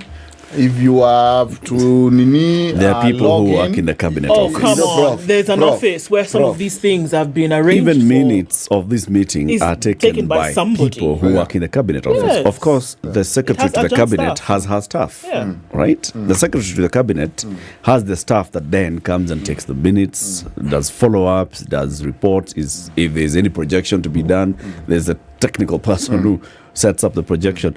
And who probably have taken the secret off. They must. They wouldn't work the people who prepare the documents that are going to be discussed at the cabinet meeting are people. It's not the ministers who work together and they say, sasa iweka hii agenda 1 na hii itakuwa agenda 3. Alafu, no, of course there are people who do this, but then those are not sitting in cabinet and looking at and in meeting. They're not part of the meeting. Yes. You know, Prof, in our neighboring country, Uganda, the president, Yoweri Museveni, has a different style. He doesn't appoint people to cabinets, people with whom they were in NRM, former ministers. He appoints advisors. As of the last count, I think there were 142. Okay? Now, that's his style. You will find, there are those who will find reason to criticize, to critique, to talk about it. That's his style.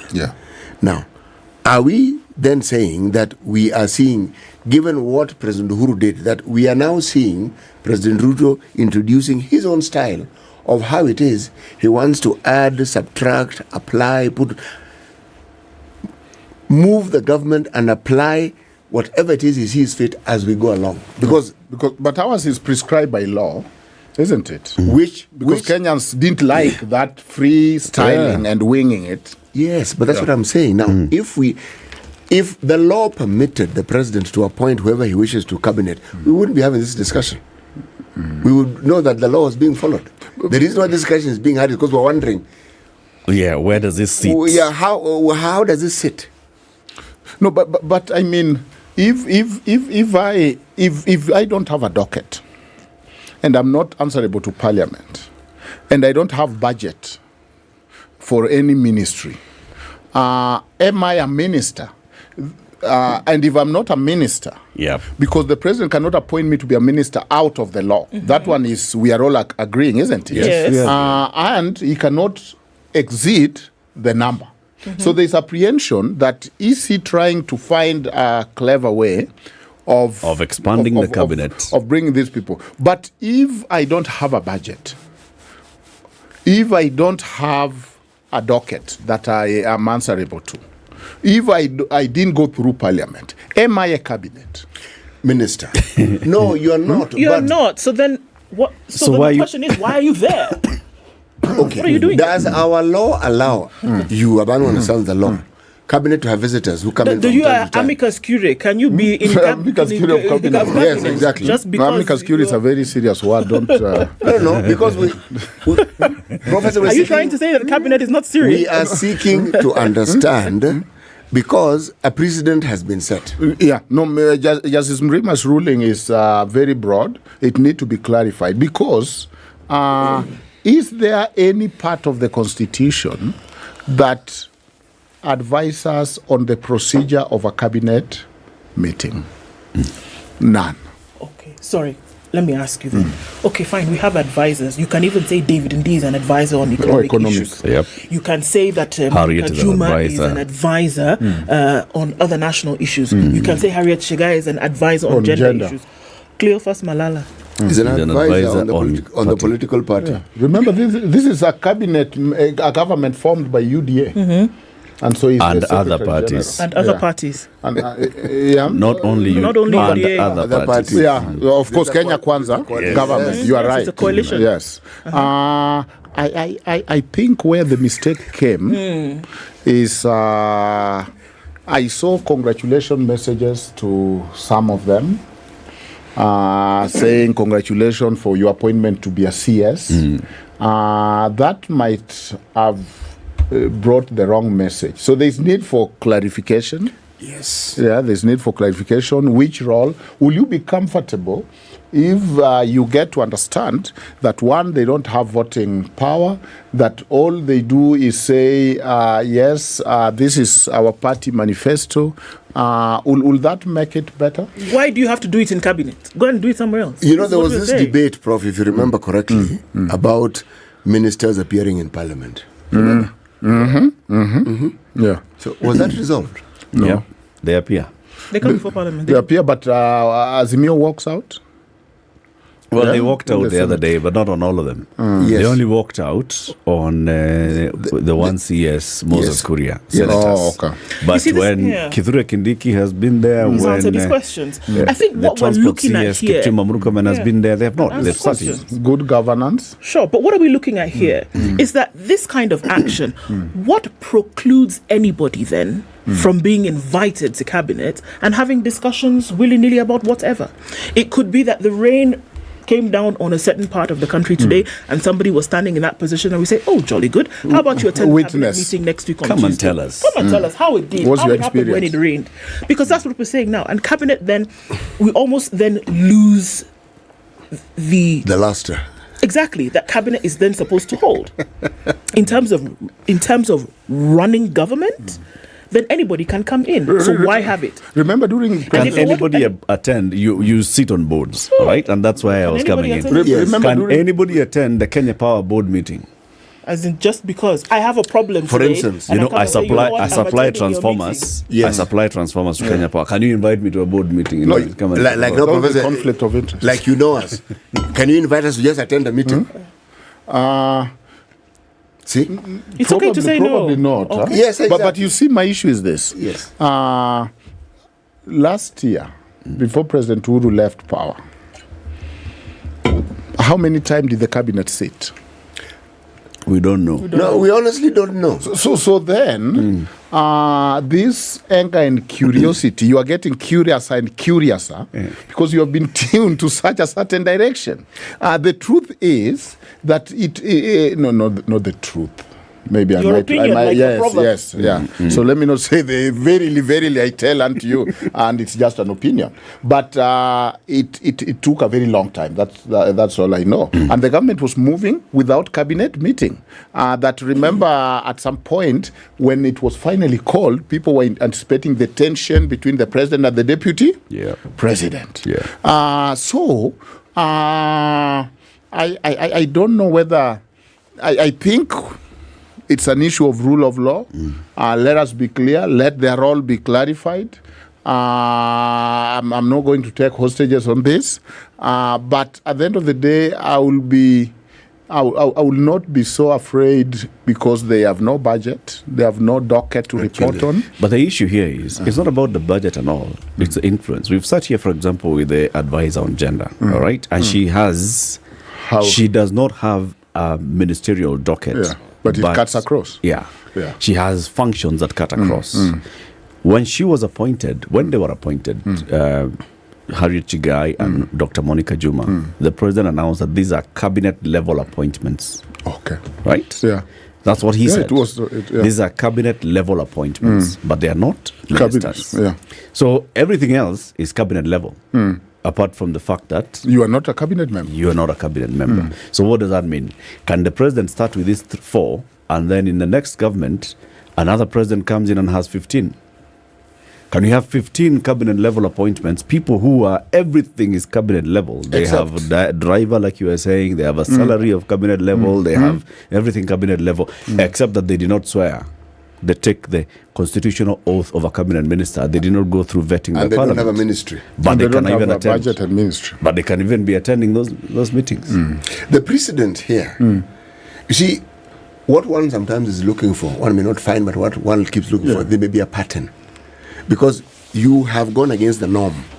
So what else are you going to do? Foot on the door. Yes. What else are you going to do that will go against the norm? And why? There could be a very good reason, but we don't know what that reason is. Okay? Sometimes these discussions simply help us understand this constitution a little better. And that's what we're seeking to do. The why questions are because we don't understand with clarity how and why this is happening. True that. If we understand it, we'll ask different questions. Or maybe even accept it. No, not really accept it. Look for it, probably even being one of those in the room. Align yourself. Yes. If that door has been opened and it's clear, say, no, why don't I now just... Though I know that the usually cabinet have advisors. I hope and I assume they're sitting on the capacity of the advisory role. Now, that need to be reclarified in terms of what does that mean. But I don't think attending a cabinet meeting at whatever capacity makes you a cabinet member. Okay. It's about the clarification. And like you're saying, Prof, it's important that we get it. But thank you very much for joining us today. Always a pleasure. Asante sana. Come again soon. All right. Let's wait for the CAS ruling, how it goes. And I think it's still a beautiful country. Don't you think so? Oh, it's a wonderful country. Asante. Dr. Duncan Ojang is a lawyer, and he is a man who commentates a lot on what's going on in the country, politics, economics, and governance. Keep it here for more conversations coming up in the next hour. Good morning. It's 8 a.m.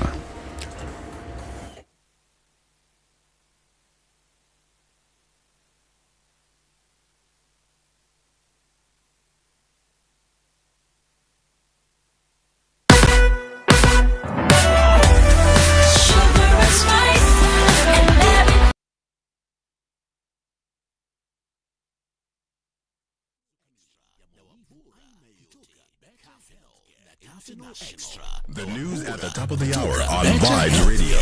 International. The news at the top of the hour. Good morning, this is the Newswire. I'm Leah Ubaga. The 50 Cabinet Administrative Secretaries appointed by President William Ruto will today know their fate when court makes its pronouncements on the matter. President Ruto appointed the 50 CASs on March 22nd after the National Assembly failed to vet them, citing lack of jurisdiction on the matter. However, on March 24th, the High Court stopped the 50 CASs from assuming office pending the hearing and determination of a suit filed by the Law Society of Kenya and the Katiba Institute. Justice Hedwig Ogundi also temporarily barred the 50 CASs from earning any salary, remuneration and any benefit until the court rules on the matter. Petitioners argue that the president, by nominating the 50 CASs to the office against an approved office establishment of 23, has unconstitutionally created 27 extra positions. Busia Senator Okoh Omtata has vowed to file contempt proceedings against the Energy and Petroleum Regulatory Authority for violating a court order suspending the Finance Act 2023. Omtata says he'd already informed EPRA Managing Director Daniel Kipto of his intentions if the authority fails to comply with the court order. Omtata's intention to pursue contempt of court against the agency tasked to regulate prices of petroleum commodities followed an advisory reviewing fuel prices upwards on account of a 16% VAT charge introduced under the Finance Act. EPRA adjusted fuel prices on Friday despite a court order temporarily halting the implementation of the Finance Act 2023 following a case filed by activists led by Omtata. Environmentalists have criticized the move by President William Ruto to lift the ban on logging. Activist Cyprian Nyamamu says that lifting the ban will take back efforts being made towards climate change. What President William Ruto declared for Molo is going to be very counterproductive because the policy that the government had already issued was to plant the billions of trees. This policy that he has now announced is not based on any evidence or any cabinet paper which informs him that these are the number of all trees and that if we open the forests to be cut down, this is what's going to be the consequence of that. During the weekend, the president lifted the 6 years ban, claiming that it will help the economies of areas that depend on forest products. He stated that the changes will also create jobs for both youths and businesses. Tumesema kwa hii budget kama mtu ataenda kununua kitanda sijui nini furniture kutoka nchi ya nje tutamlipisha ushuru kwa sababu tunataka hiyo vitu yote itengenezwe na vijana wa taifa letu la Kenya. Na ndio sababu tumesema tufungue hii forest, tuwe na mbao, tutengeneze furniture, vijana wetu wapate ajira, wafanyabiashara wetu waendeshe biashara yao na tuweke mpango ya kupanda miti bilioni 15. A 15-year-old boy has died after he was electrocuted in Wirakom village in Thiwa constituency. The grade 7 pupil died after he touched a live naked wire abandoned at the fence of a neighboring house. Area Assistant Chief Alphonse says the boy went to play with his friends at their neighbor's home in the evening and grabbed the live wire using a wooden rod. He was rushed to hospital where on arrival he was pronounced dead. And it's another attack on the media as Gabriel Kagombe, MP for Gatundu South, has introduced a bill in the National Assembly that will see the government reduce advertising in mainstream media in favor of digital options. The MP, who spoke at Mutunguru Secondary School high-speed internet launch, said that he had already notified the Speaker about the motion. The legislator stated that the government was keen on taming rogue media and explained that he will seek an amendment to the Procurement Act, specifically Article 62, which requires all government advertisement to be published in at least 2 national newspapers. And in the international scene, Israeli forces have launched a large military operation in Jenin in the north and west bank, killing at least 13 people and injuring 13 others. In a statement, the Israeli Defense Forces said it launched an extensive counter-terrorism effort in the area of the city of Jenin and Jenin camp, striking terrorist infrastructure. That's the Newswire. I'm Leah Ubaga.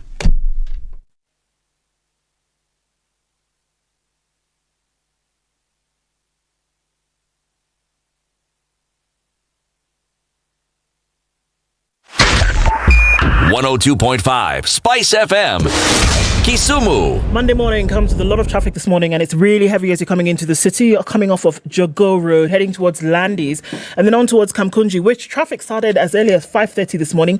In and outbound traffic, very, very heavy. Moranga Road has now taken off some of that traffic from the thicker superhighway. Heavy coming in from the Outer Ring Junction. And we're also looking at it heavy coming in from on Kiambu Road. In both directions, in and outbound traffic is crazy. Let's look at the other side of things. Coming in from Westlands on Waiaki Way. James Gishero, very busy. Folks are trying to use the Red Hill Link Road to escape the traffic that's right here, heavy. Let's look at then Lusaka Road that's coming off of Jogo Road. We're also then looking at Uhuru Highway, which is taking off some of that traffic in many different directions. Langata Road, heavy as well. And Raila Odinga will take off some of that. Raila Odinga Way will take off some of that traffic as you're getting towards the city mortuary roundabout. It's a crazy Monday morning. It's almost getting manic. Let's know what's going on where you are this morning and try to keep things moving. Let's talk on Spice FM KE on Twitter.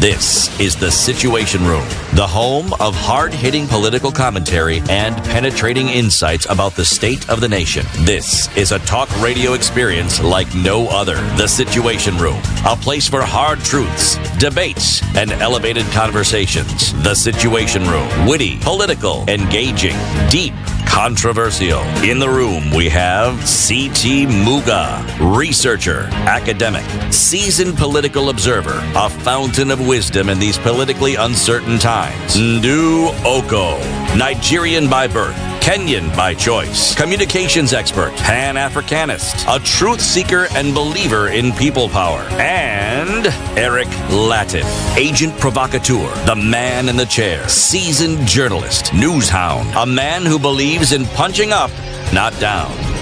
This is The Situation Room, the only way to start your day. Good morning, and how are you doing? Welcome to the third hour of Kenya's biggest conversation. This is The Situation Room on Spice FM on KTN Home, the newly revamped, relaunched KTN Home. And we're also live streaming the show on YouTube and Facebook. Karibu sana. Colgate reminds you to help them sink 30 water wells in the country to service at least 150,000 people. And it's a simple thing that you need to do. What is that you need to do? Go into any Naivas and buy some Colgate. And part of that goes towards making sure that more wells can be sunk around the country. So when you buy the toothpaste, you're not just buying toothpaste to clean your teeth, but you're making sure that folks have access to clean water around the country. That's it. Why is water important, City, now that you've opened the flask? For very, very many things. I mean, the water in this flask was intended for drinking, but now you've halted that particular process. So I will respond to what you've asked. Water, apart from simply using it for cooking, it is it's a contradiction of terms, but it's like a spice of life. In the absence of water, there is no life. 75% of our body is actually water. Yep. Now, people need it simply to be alive, nothing more. We'll talk about cleanliness, hygiene, keep away diseases, but the first basic thing, without water you will not be alive. Life. So it's life. So water is life. You've worked in communities. Yes, I have. In your previous works. Yes. And you've worked in communities where accessing water is a challenge. Massive. And people walk kilometers, you know. And how does that affect, for example, children and going to school? Well, children are part and parcel of the group of individuals in the homestead who actually fetch this water. So even before they go to school, they'll be there running, not walking, running to where there's water to collect water. It's that same water that they will use for probably cooking their breakfast. And then off they will go. Yes. So in the absence of that water, what we take for granted on a daily basis simply will not happen. Now, in many of these places, that thing, it doesn't happen. There are days the children will not be able to go to school simply because they have chores, and that chore involves looking for water. Sometimes the place you got water from has dried up. So now you have to go further, up to even 10 kilometers to look for water. Yeah. So support Colgate in this venture to try and at least make sure that there are children who are smiling. Put a smile on a child's face today. By Colgate at Naivas. Now, our next guest is in the studio. The company formerly known as Toyota Kenya is now a new company called CFAO Motors. Of course, I know that we pronounce it a bit different, and the boss is here to tell us. The managing director of CFAO Motors Kenya Limited, Avinda Singreel, is here. Good morning. Good morning. I've heard very many people call it in very many things, so I just wanted you to say it the way you say it. Others say it CFAO, CFO, CFAO. What is it? It is actually CFAO Motors Kenya Limited. So you got it 100% right. Someone was right. Yes, you were 100% right. To your cap, well done. Wow. Karibu sana to Kenya's biggest conversation. Asante. Thank you This very much. is a big company now. You've also merged with a company formerly known as DT Dobby. You'll tell us more about this and everything else. That's what's happening. And looking at the future of the automotive industry in this country and things that we ought to be thinking about. CT has the day's proverb. I do. Proverbs for the whole of this week come from the country of Libya. Massive country, 4th largest country on the continent. Yeah. But with a population of only 7 million. Only 7 million? Yep. Just the population of the whole country, just slightly more than the population of Nairobi. Slightly. Just slightly more. Okay. Yes. Its capital city, Tripoli, has around 1 million people. That is the undisputed capital. Well, it's disputed. But now there's a ceasefire. The civil war that has been raging since 2011 has ceased. So now there's normalcy of sorts. Okay. So people agree on some of these things. Now the proverb for the day. It came running and was met by a slope. It came running and was met by a slope. Yes. Avinda. That proverb. How do you understand it and how do you interpret it? I think it looks like it's waiting for me to say more. And that's it. The proverb is over. That's it. The proverb is over. That's it. That's it, I guess. What's the interpretation of it? It came running and was met by a slope. I think it came running and met by a slope simply in terms of how it has, from where it came to where it's going. I think that's basically what he's trying to say. Coming and then the slope can either be very slippery, it's gone down very quickly, or depending on the gradient of the slope. That's the way I take it to be. If it's somewhere in Elgeyo Marakwet and Wasingishu counties, meets the slope and it flies. And it flies. Yeah. The slope can be going upwards or downwards. There's a sport there that takes place in those ravines. So you come running and then you meet a slope and you take off. Paragliding. And then there's bungee diving. Why do people do such dangerous things? Why not? Why not? What if that rope snaps? See, it snaps. What is the probability? That is what I would not like to test. Yeah. That's it, eh? No. That probability, there are other ways of testing probabilities, and that has fatality written all over it. But I think it's what gives you the adrenaline. It's the adrenaline. Look at the just concluded WRC rally. Who would think somebody would be comfortable sitting in a navigator's seat? When the driver is pushing it to 160, 170 kilometers per hour, are you comfortable? With some people, it gives you the oomph. It gives you a lot of adrenaline going in. Some people love that adventure. Same thing as the other side. Yes. I see my heart stopping. I see myself becoming an ancestor. I would love to be there in that seat. Have you not been, Avinda? Well, I have been. I've never driven the car, but I've sat in the navigator's seat. But the one thing is, yes, you trust your driver, and the driver needs to trust you. So that's the first thing. But it's not adrenaline; it's also the passion. If you're a car lover and you love it and you love sitting in that seat, it's great. It's fun. So what in essence you're saying, that you're being the MD of CFAO is not accidental. You're actually someone who's doing something they love.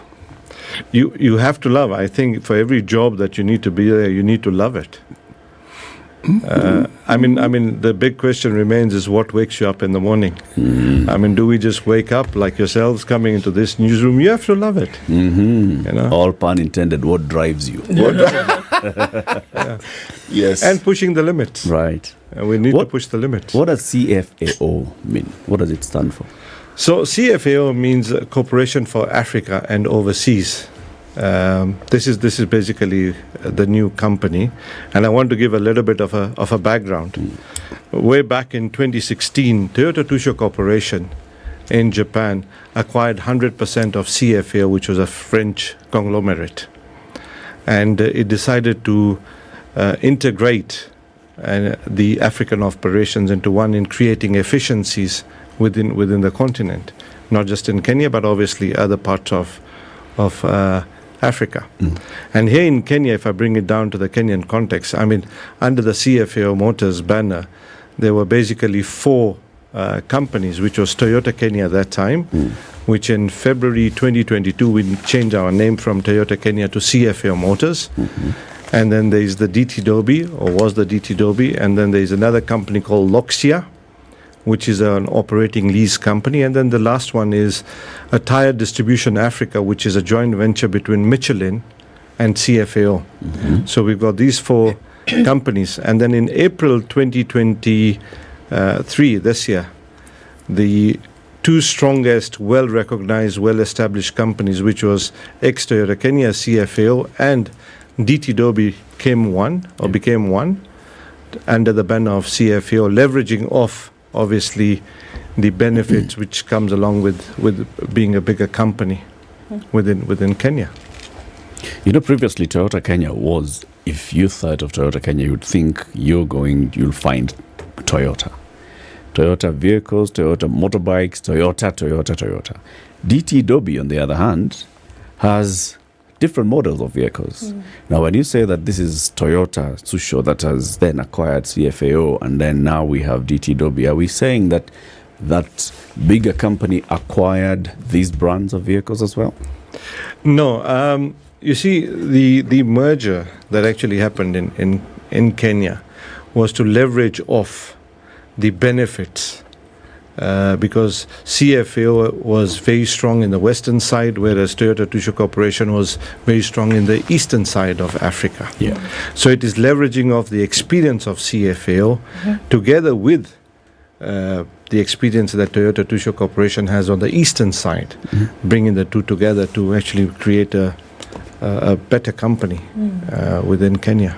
How does that benefit the industry or the market? Well, you see, because we want to take the multi-brand approach. So when you're saying Toyota, it's very, and let me give you an example. Under Toyota Kenya, we had Suzuki franchise. It was very difficult to start saying Suzuki sold by Toyota. You know, I think we were confusing the customers.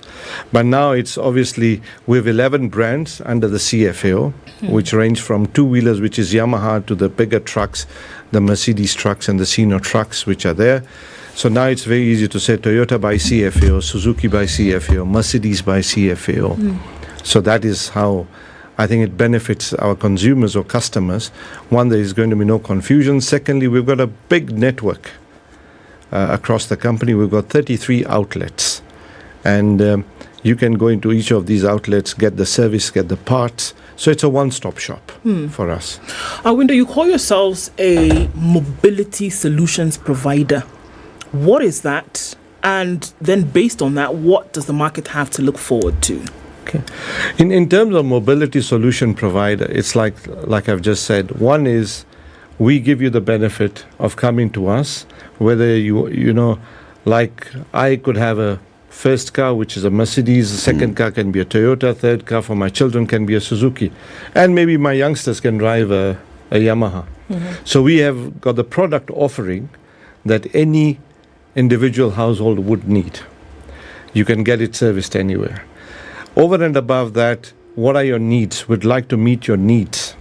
So do we really get to your needs? We are in the process of even introducing now the hybrid vehicles. You know, we are looking and seeing how can we go carbon neutral. We've just brought in the RAV4s, which are HEVs, in the country, which, as we all know, there's less emissions, and more fuel economical, because it switches between battery and fuel. And with that in mind, we can become the solution provider that you really need. So from a product offering, from a service offering, and we'd like each and every customer to have a wow CFAO experience. You would love the CFAO experience. I'm looking at stories one reads of the stock market. I think you know where I'm going with this. Yes, Wall Street. And there's a law they call an antitrust law. When a company gets to a certain size, you have monopolistic tendencies. And so it is argued that it's not good for competition. But then there's the other discussion around it. Diversity under one roof. There's nowhere where it says that just because there's diversity under one roof, there cannot be competition within the same group. What philosophy does CFAO subscribe to? I like that question because one thing is we make sure that there is internal competition. So the way we have set up our organization, because there is also OEM, from an OEM perspective, you cannot just put everything into one and say everything is Ankidori. Okay. The way we have set up is we have one managing director managing it, that's myself, and then we have three key main divisions. One division, which is the Toyota and Yamaha business, which is led by our deputy managing director, Joshua Anya. He will look only after Toyota and Yamaha. That's it. That's it. His strategies will be around Toyota and Yamaha. We have another division which we call multi-brand and equipment. When we look at multi-brand, it will be all the other models that we sell from a passenger point of view, which is the Mercedes passenger cars, the VW and the Suzuki. Obviously, the customer base is very different. Mercedes being niche, VW target market is different, and Suzuki obviously different. So the multi-brand equipment division is run by another managing director called Chris Ndala. So he's going to be managing that. And equipment business, we're calling it equipment because it's the trucking division. So under the trucks, we've got the Hino, Sino, and Mercedes-Benz trucks. Now, Hino, we are concentrating on medium size trucks. Mercedes is mainly the prime movers, and Sino the same. But their obviously customer base is different. So that's the way we've structured. And between Joshua and Chris, I can tell you there's a lot of competition fighting for the same customer. So obviously you want to enhance the customer experience. At the end of the day, it's the customers who are coming out and saying, look, well, we want to experience this, get in touch with different vehicles, 1, 2, 3, 4, 5, whatever they may be. What are some ways in which now you're saying with this merger, with this coming together, that then the customer experience would then be so much more enhanced? What are some of those initiatives that you're going to go into? Yeah. Before I go into the customer initiatives, I want to start, what are we doing internally? So one of the key internal things we have done is because of these companies coming together, we need to have one culture. We have moved from maybe being 500 people and another company being 200 people into something now we are actually 750 employees, 11 brands across. So we have now embarked on taking up a culture change management, making sure that we can all have the same culture and believe in becoming one team. So our philosophy is having one team, one aim, and working for one country. So it's all about being one, because those are going to be our real ambassadors. Then we're saying, okay, let's take it. If we can form this one team, or we can act like a one team, then we can actually have the customer and be more customer focused and more customer oriented. With that, we are saying the quality of relationships is extremely important for us. Build the relationships with our customers, because once we can build one team building relationships, we can have conversations. You can come to me and say, Arvinda, what do we really need to do? I need a car for my daughter. I need something for my son. I need for my wife. And we try and give you a solution, including a finance package, for those, or perhaps some terms to pay. Or you want to trade in your vehicle. So all that comes in, that conversations. Once those conversations happen, it will lead to the quality of actions. And once we can act better, faster, with a little bit of more agility, we can obviously get the quality of results, which is going to be a win-win situation, both for shareholders, for customers, for ourselves and everything. So that's the philosophy. That's how I'd like to maybe answer that question. So it's about the quality of one team leading into the quality of relationship, leading into quality of actions, creating a win-win solution for all of us. Is there something for everybody? And that's a thing that, looking at, vehicle interest or what, the question is that, is there a little bit of space for everybody, or is it set out for, certain parts of society? I'm hearing you say, you could have a vehicle, you have solutions for your children, have solutions for your spouse, your partner, but then also looking at different strata in society. Is there something then for everybody? There is literally everything for everybody, because we are introducing the entry-level models. We are bringing in a lot of vehicles to target the B2C. And one of the key things I'm trying to say is, why should people buy used cars which are 7-year-old? Let's try and bring them into buying and purchasing new vehicles by giving them a product that is well priced and including a warranty and a service plan, for us. That's how we can actually move our nation forward. Of course, everybody would like to buy a brand new 0-kilometer mileage vehicle, but many people don't. What is the barrier to entry, in your opinion?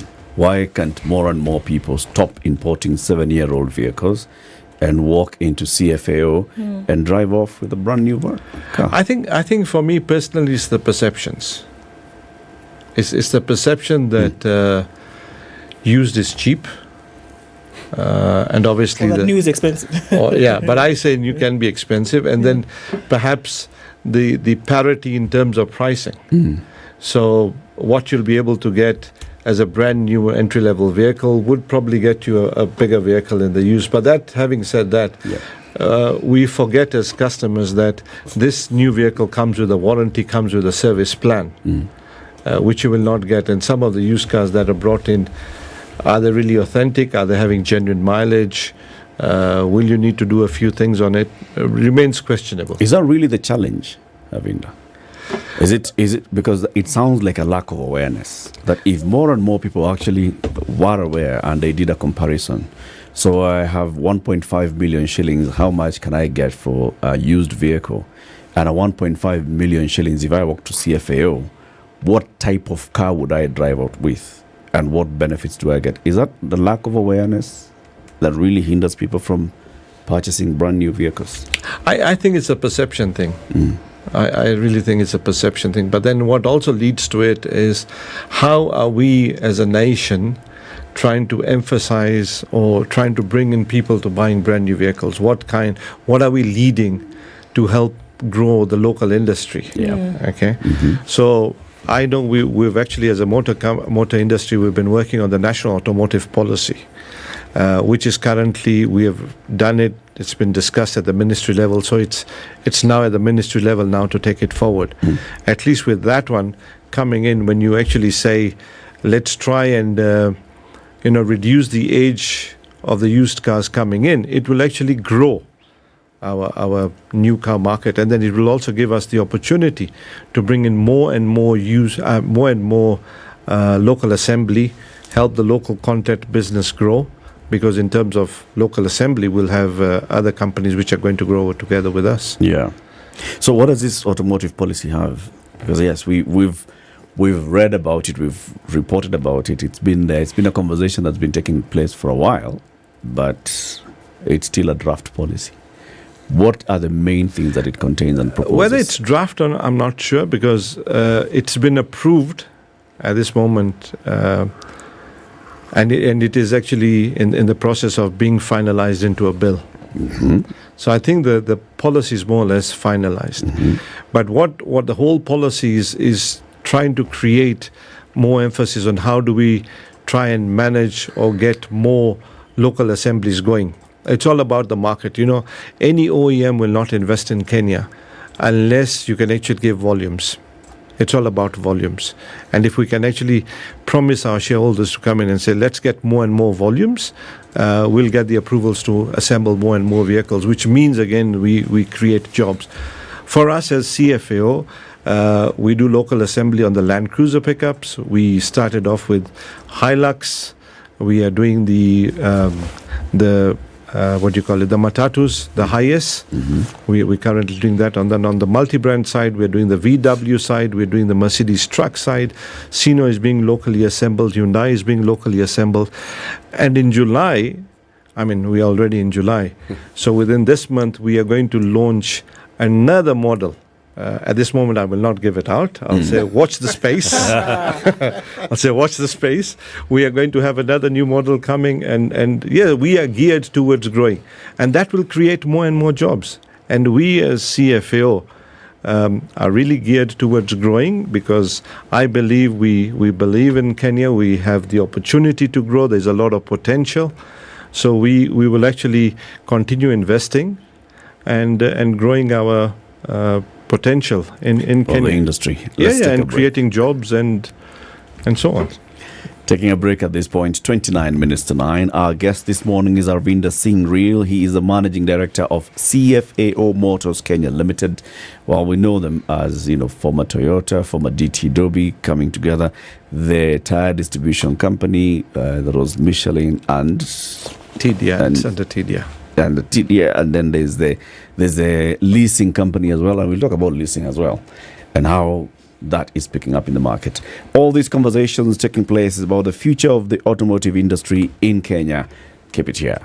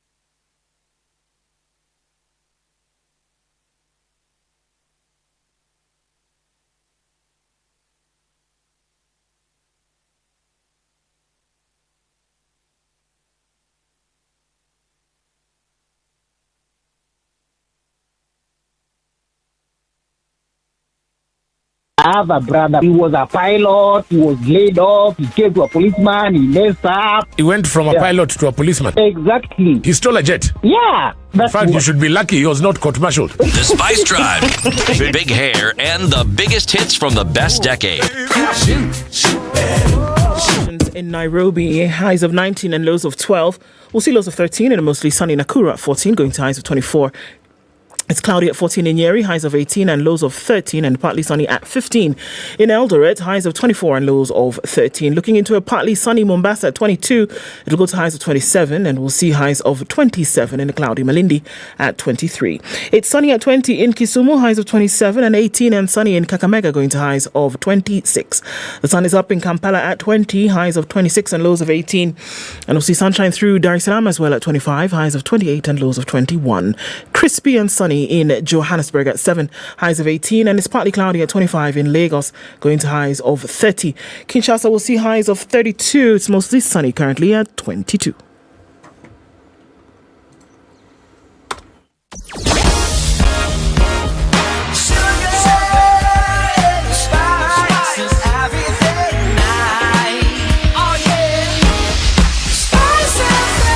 Spice up your life. Are you on Uhuru Highway this morning? I am sorry, because even as you approach the Nyayo Stadium roundabout, quite crazy because it's heavy traffic inbound. It's very heavy then. Folks are trying to find a way to get out of that, going into South Sea trying to come out at Nairobi West, Langata Road, and all of that is an absolute mess. There's folks also trying to get then through towards Raila Odinga Way and then onto Ngong Road. If you get on Ngong Road and getting into the CBD, you'll then end up on Haile Selassie, which is still a crazy mess. All right, we're still looking at heavy traffic on Landis. It's coming in from Ring Road, Ngara, and all of this happening through and touching on Juja Road. So whatever happened at 5:30 in the morning, everybody now is catching the flu. It's heavy coming in on the Thika Superhighway. Very, very heavy all the way from Survey. And we're looking at traffic on Kiambu Road as well. Bumper to bumper in a lot of parts today. If you left early, well done. If you did not, my commiserations, because it's still heavy then also coming in from Limuru Road as well as James Gishuru on to Wayaki Way. So it's that morning. Today's the day. Let's just keep our wits about and see what happens in a short while. Let's talk on Spice FM KE on Twitter.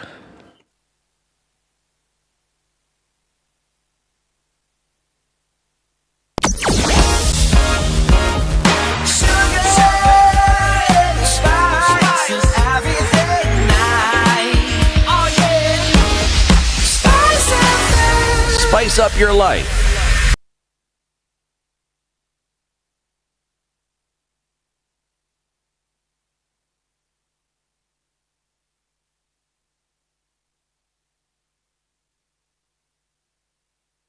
(2049). Our conversation continues. The future of the automotive industry in Kenya. Arvinder Singh Real, Managing Director, CFAO Motors Kenya Limited, is our guest. CT.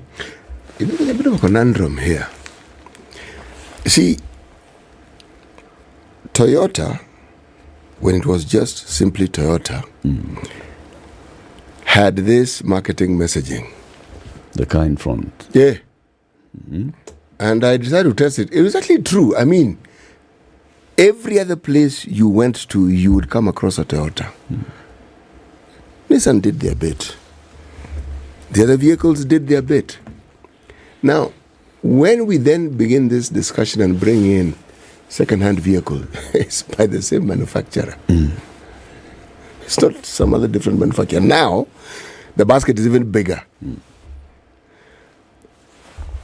There's been a talk from the previous century towards the end of it, and then to this century, this subject of recycling. What do you do with the vehicles you've manufactured when they get old? Because you're always bringing in new ones, things which are more appropriate, which do better things than the previous ones. What do you do with the other vehicles? I mean, other people come and sell them because essentially you've created a job for other people, you've created a market, but at the same time you've created a competition for yourself. How do you find a middle ground here? Because in the absence of your production, the people who deal in second-hand vehicles don't have vehicles to sell as second-hand. You manufacturers have to manufacture it before it becomes old and second-hand. Yeah, that's an interesting conversation because when you look at in Japan or anywhere else, what do they do with the used cars? You know, everybody's on a leasing model. You know, hardly do those first world countries buy cash. Everybody's on a leasing model. So once the lease is over, the vehicle is got back, and they have to find the market somewhere else. Where are they really going to send those vehicles so that they don't have a problem? Okay. And then any country that doesn't have restrictions of importing those cars end up in those countries. And then it becomes their problem, to be frank. So we are getting all the 7-8-year-old cars, and then how long are those, call it second customers or second tier customers, going to be using those vehicles? And then where do they end up?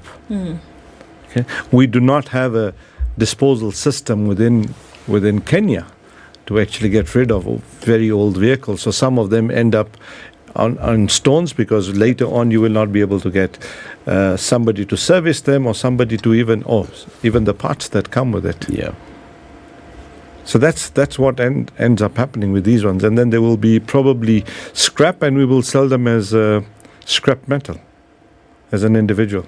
Now, scrap metal has a value. Has a value, yes.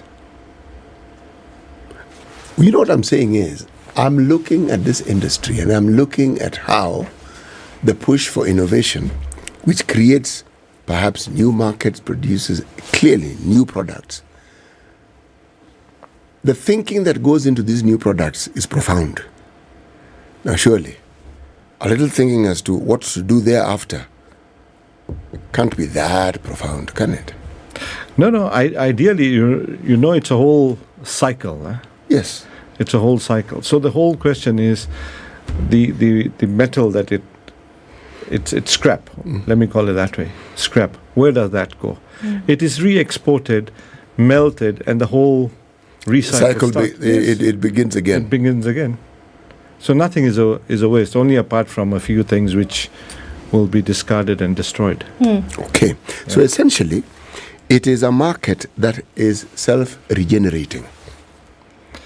Yeah, possible to say that.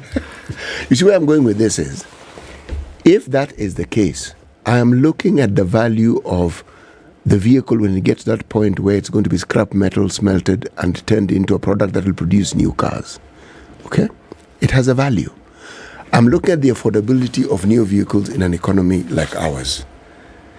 And I'm looking at the concept of a trade-off. Trade-off, as you mentioned, has to do with a vehicle that is actually moving and which you take. Now, this may not be your business because your business is clear. But I'm simply thinking, for a third world country, I visited a country called Malaysia. They claim to have a car that they produce called a Proton. Okay, German engineering, what have you, but everything is done there. Are we saying that as CFAO, you're thinking of getting into a position where something similar can actually happen here in Kenya? A car that is actually affordable for the Mwananchi?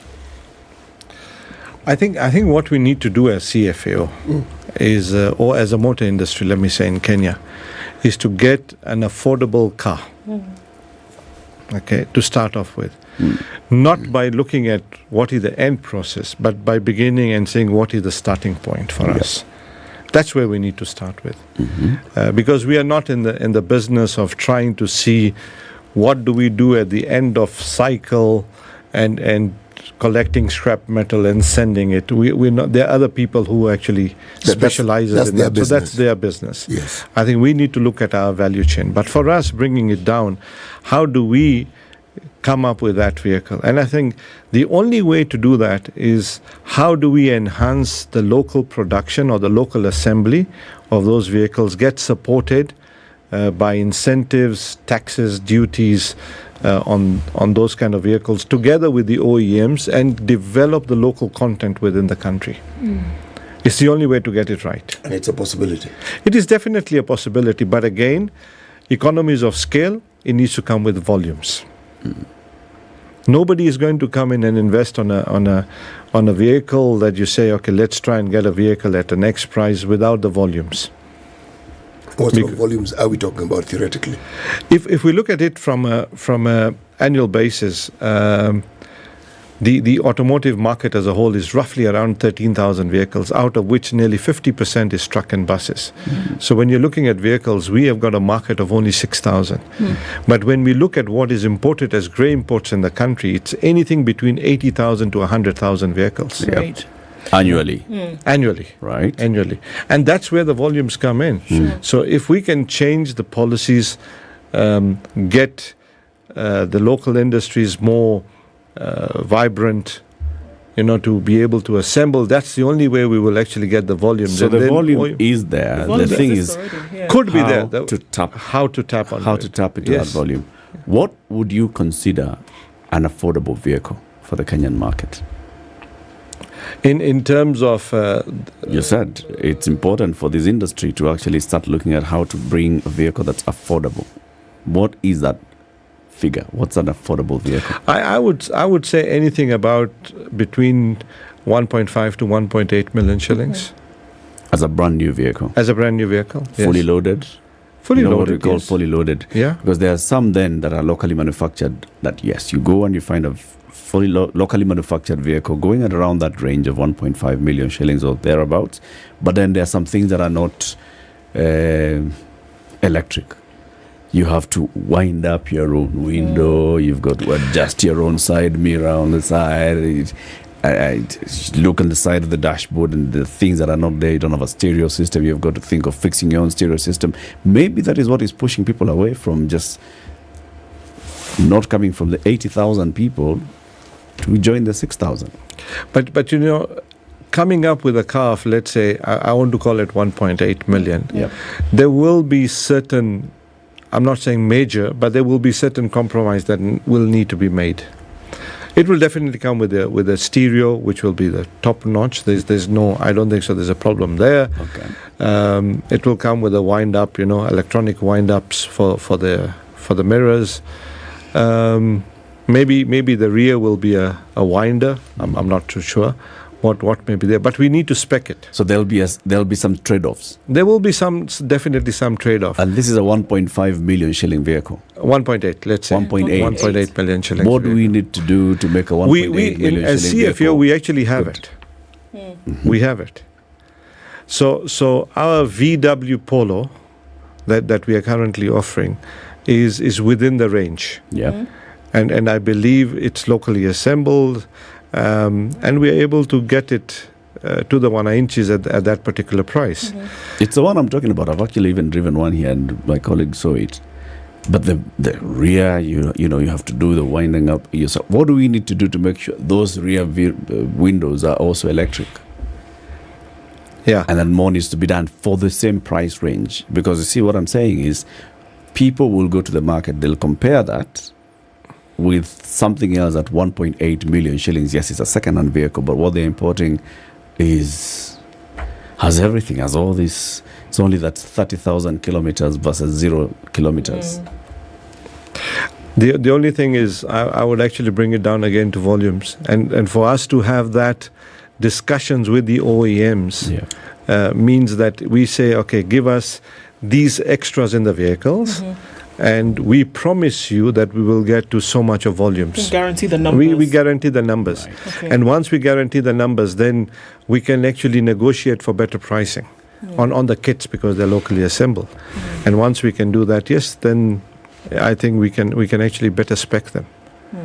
So it's the chicken or egg story. It's really the volumes versus the pricing. Yeah. And that can only happen, again, once I say, is we really look into perhaps reducing the age of the used vehicles and the incentives that come together with localization.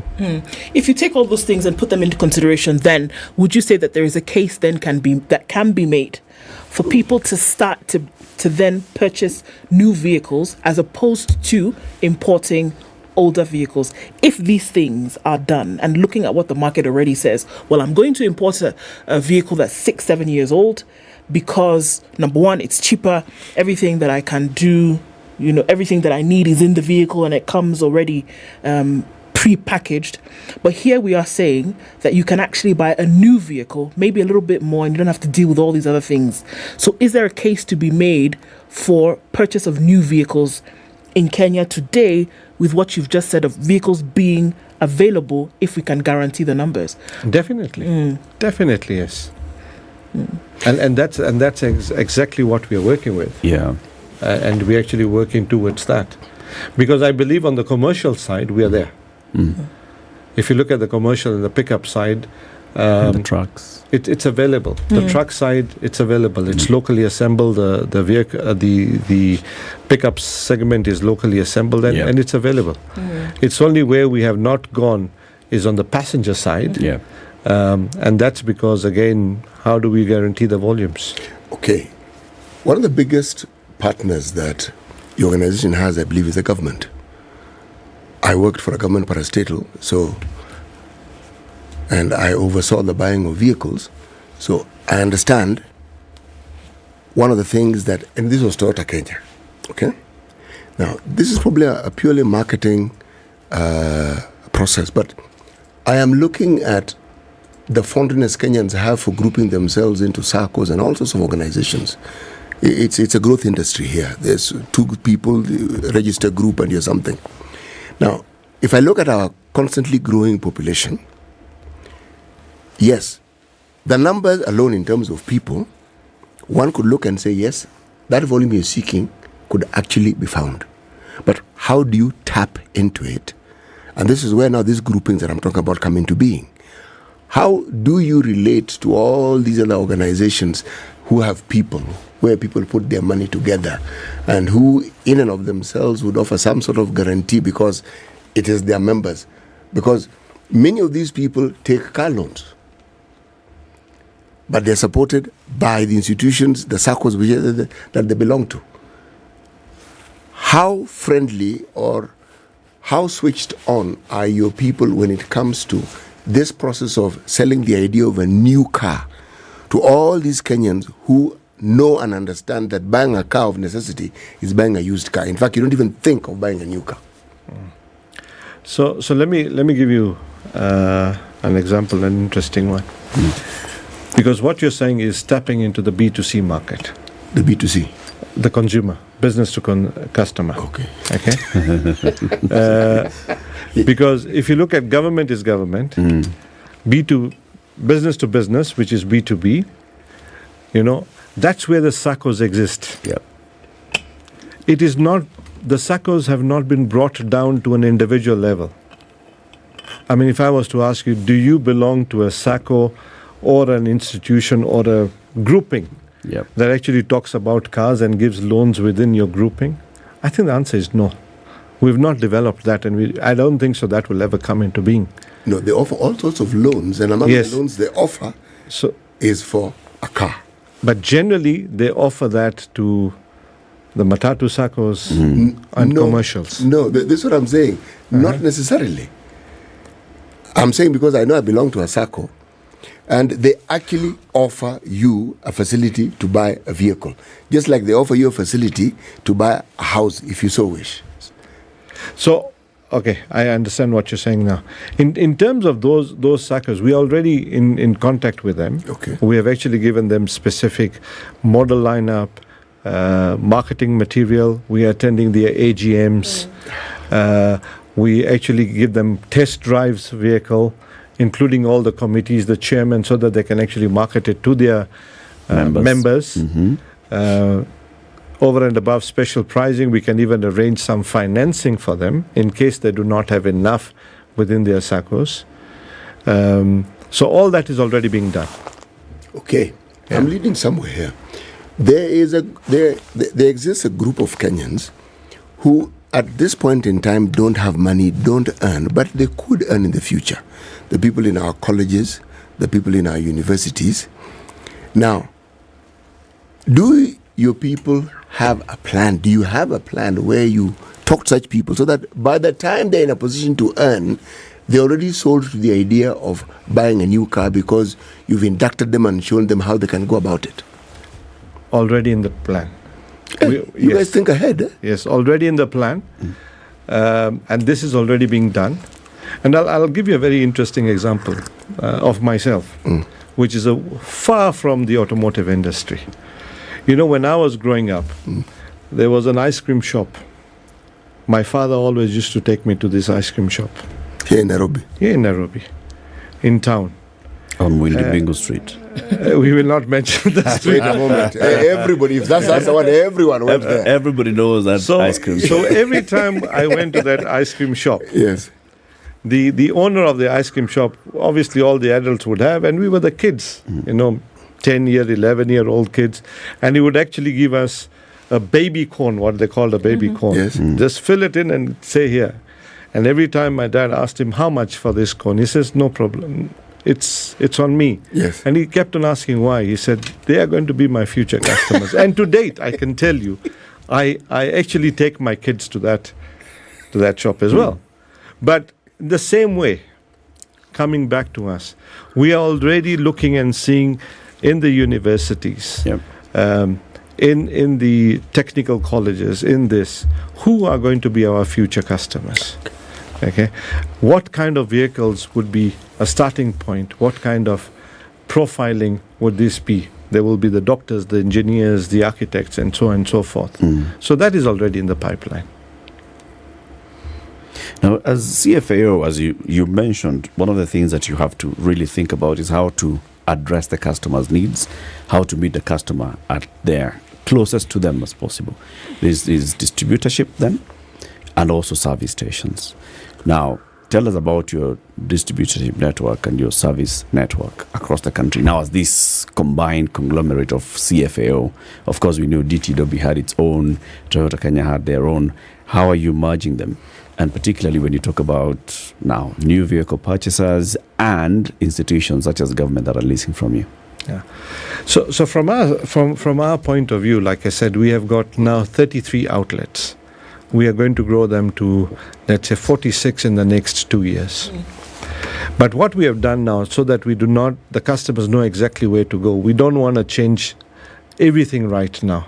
So the Mercedes customers who used to go on to Lusaka Road to get their vehicles serviced know that they will still be going on to Lusaka Road. The Toyota customers who come to Huru Highway branch or Westlands branch will continue growing. So we've made this decision from a customer point of view, so that we don't say, okay, when a customer pitches up to Lusaka Road, please go to Gong Road, for example.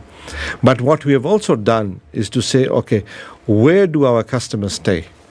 Profiling, these customers and saying what is the nearest facility they could actually go to.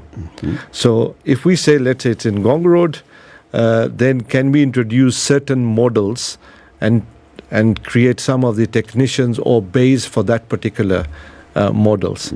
So what we are trying to do is to move from a single brand facility to a multi-brand facility. And that's happening across the country, including Lodwar. Okay. Lodwar. Yeah, we have a branch in Lodwar, our owned branch in Lodwar. The Toyota branch. Yes, it's a CFAO branch now. So now it's a CFAO branch. Yeah. So but obviously we may not have Mercedes passenger cars in Lodwar, but some other models will definitely be there. Okay, so there's a Toyota Foundation which still exists. Yes. What kind of work then are you doing or under the Toyota Foundation still as part of as CFAO? Okay, the Toyota Foundation is really part of the group. Okay, it was managed. I happen to be one of the trustees. So that it's still called Toyota Kenya Foundation, and we actually sponsor students for their tertiary education and develop them up to the university level. The foundation owns 3 properties from where it actually gets rental income, and the rental income is used to fund the operations. But over and above that, we continue as CFAO Motors to support the foundation in achieving those motive. Over and above, you're talking about the foundation, but we've also got the Toyota Kenya Academy. And the Toyota Academy is actually based here in Popo Road. So this one is actually training all our technician, blue-collar jobs, but not just for automotive, but also non-automotive. So we are partnering with people like JICA and the rest of them to actually train and develop our young Kenyans. And is there an aspect of this training that focuses on areas where people are disadvantaged? Yes, definitely. Areas of disadvantage, and also we are quite diverse in the people that are coming in there. It's not just anybody, but we try to actually bring in people who still have some kind of maybe some disabilities, but have the entrepreneurship skills. We're actually giving them entrepreneurship skills so that they can start up their own businesses in future. Toyota garages, if I may just speak about Toyota, my understanding of them was they had some grading, meaning there's a certain tier, there are certain guarantees that certain garages could give you. Like say, Kericho Toyota. It had a higher grade. If I'm using a loose term, are you going to maintain that with the other facilities for servicing of vehicles? I want to believe that at any of these outlets that we have, specifically for Toyota that you have, all their technicians have gone through the same training, either through the Toyota Academy, as well as the training that is offered by our national service team to all of them.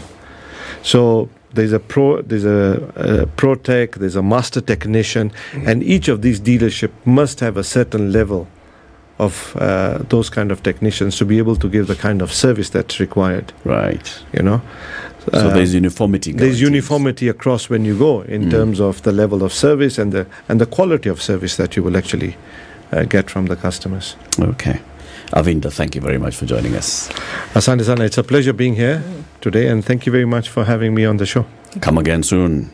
Really appreciate Avinda Seeing Real is the Managing Director, CFAO Motors Kenya Limited. We've been talking about the future of automotive industry in the country.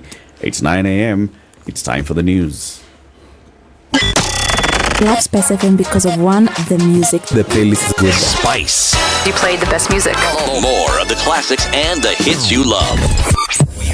We are Spice FM.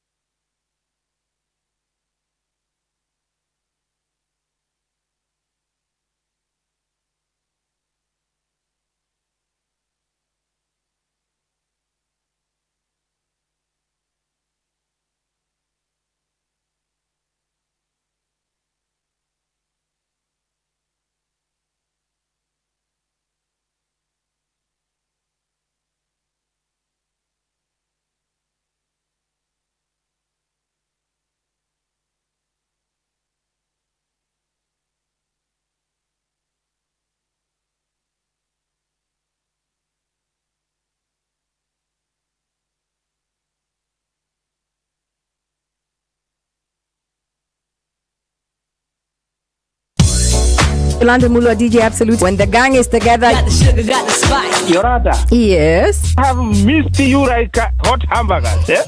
Like hot hamburgers. You know, bad boys give more money than you can count. Hey, bad boys give more money than you can count. If it's fun, it's funky, it's fresh, you're definitely going to catch it here. I don't know what you do every day from 11 a.m. to 3 o'clock, but if I were you, I'd tune in to Sugar and Spice only on 94.4 Spice FM, Nairobi. So if you say it's on, then it's on. Yeah. 94.4 Spice FM, Nairobi. Traffic have not been kind this morning. It is very, very heavy still into the CBD today. Jogo Road is giving off towards Landis. It's also giving towards Lusaka. And into the CBD, it's looking a little bit better on Haile Selassie as you come then through towards the Kamkunji roundabout. But it's still a mess in very many areas. Okay, looking at General Waroingi and then also coming in from Juja Road. That is crazy. Coming around Kariakor. And we're looking at traffic coming off of Thika Superhighway. I don't even know what this is, but it's an absolute mess. And it's coming in towards Muranga as well and feeding off onto Moy Avenue. Okay, if you can avoid the CBD at this point, please do, because it's a bit annoying if you have to be stuck in this, right? Coming out of Westlands, a little bit of traffic here and there as well. Let's see what happens around about 9:30. You'll come out of traffic hour by then. Maybe. Fingers crossed and all that good stuff. Spice FMKE on Twitter. Talk to us there and let's keep things moving this Monday.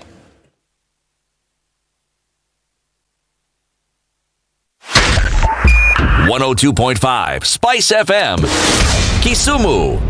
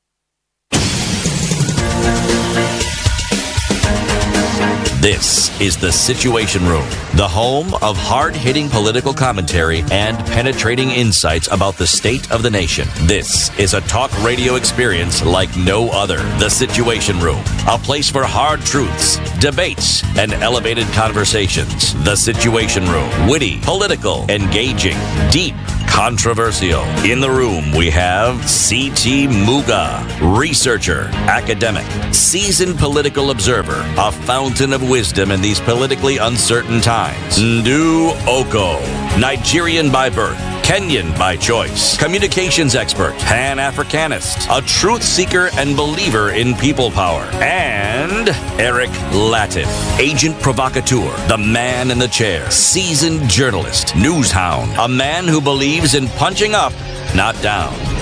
This is The Situation Room, the only way to start your day. Continues. We are live on Spice FM and online on YouTube and Facebook. So we were scheduled to have chairperson of the Salaries and Remuneration Commission, Lynn Mengich. She's unfortunately sent in a message that she's been called into an urgent meeting and very important one, so she will not be able to make it today, but she's promised she's going to make it here someday soon. She wants to have that conversation with us. Have you gone to Naivas? Have you purchased Colgate? Do you know what you've just done? You've actually put a smile on people's faces, particularly children.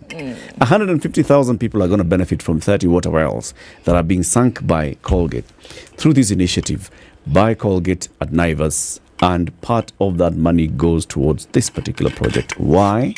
Because once you so there are many becauses. However, the main one they're looking at now is that you buy some toothpaste and part of those proceeds buy some Colgate, part of those proceeds go towards making sure that these water wells can be sunk in areas where water is a hard commodity to come by. It is actually a commodity, not just a resource to come by. And so when these water wells are sunk, clean drinking water, clean cooking water, clean water for sanitary use and all of this. And so you make a dent in that problem when you buy some toothpaste. City. Yes, please. Do like that with the day's proverb. Yes, I will, but let me give you a little background. You know, every country we've spoken of, we talk of the president, prime minister. Yes. Okay, this country has a prime minister, but of interest, they have a presidential council chair. That is the person who now functions as the president. Presidential council. Yes, and then there's a vice chair of that particular council. That is now vice president. Yes, then they have a prime minister. Okay? And now the presidential council chair is a gentleman called Mohammed Al-Menfi. That's his name. Okay? Vice chair is Musa Al-Koni. And the prime minister is called Abdul Ahmed. Let's leave it at that. This second name is a bit lengthy. Right. Proverb. And are they all in Tripoli or are they in Benghazi? These guys are in Tripoli. Okay. Remember, once they had their peace, the prime minister comes in as a civilian representative of sorts. Then they also have a speaker who's a civilian. But essentially you have a military junta still managing the affairs of the country. Okay. Yes. But that isn't a big change, because one forgets that this country had a king called Idris. And this king was overturned by the Overthrown. What did I say? Overturned? Overtaken. Okay, he was. Overthrown. It was overtaken. It was overtaken by events. Yeah, literally. And the event was led by Muammar Gaddafi. All right, let me talk about the proverb. It came running and was met by a slope. It came running and was met by a slope. Yes. Okay. Are they telling us to stop running? Are they telling us don't run if you don't know what lies ahead? What do you think this proverb is saying? Everything that you've said. Everything. Or come running so that you can then find the slope and you fly off. Going. Because I think like that way. When you give it a modern context as to what it is you can do with the slope, then the possibilities are endless. Or come slowly so that if you get to a slope, then you can at least know where you're going. Stop. All those things You can apply. stop. All those things apply. Or come running and you get to a slope and you're not prepared. You know, you go down the slippery slope. You will be injured. There's You tumble. Or you will die. Yes, you'll be injured. So don't run. Or run, but know where the slope is. But this is a case where somebody was running and didn't know the slope was Yeah, it's there. like Or if you run and you come to a slope, stop running and slide. Be prepared. sounds like it's cautioning someone. You don't know what lies ahead, so moderate your speed. As I Because said. you go too fast, you find a slope. Kwisha wewe. Then you find something unexpected. Maisha ni taratibu. Maisha ni nini? Taratibu. Hataki spidi. Man, mambo ni pole pole. Mambo ni pole pole. Mambo ni pole pole. Oh, pole pole. Every penguin's got a song. Now imagine. Yesterday, the president was in Molo. You know Molo? No, Molo. Yes. In Molo, what happened?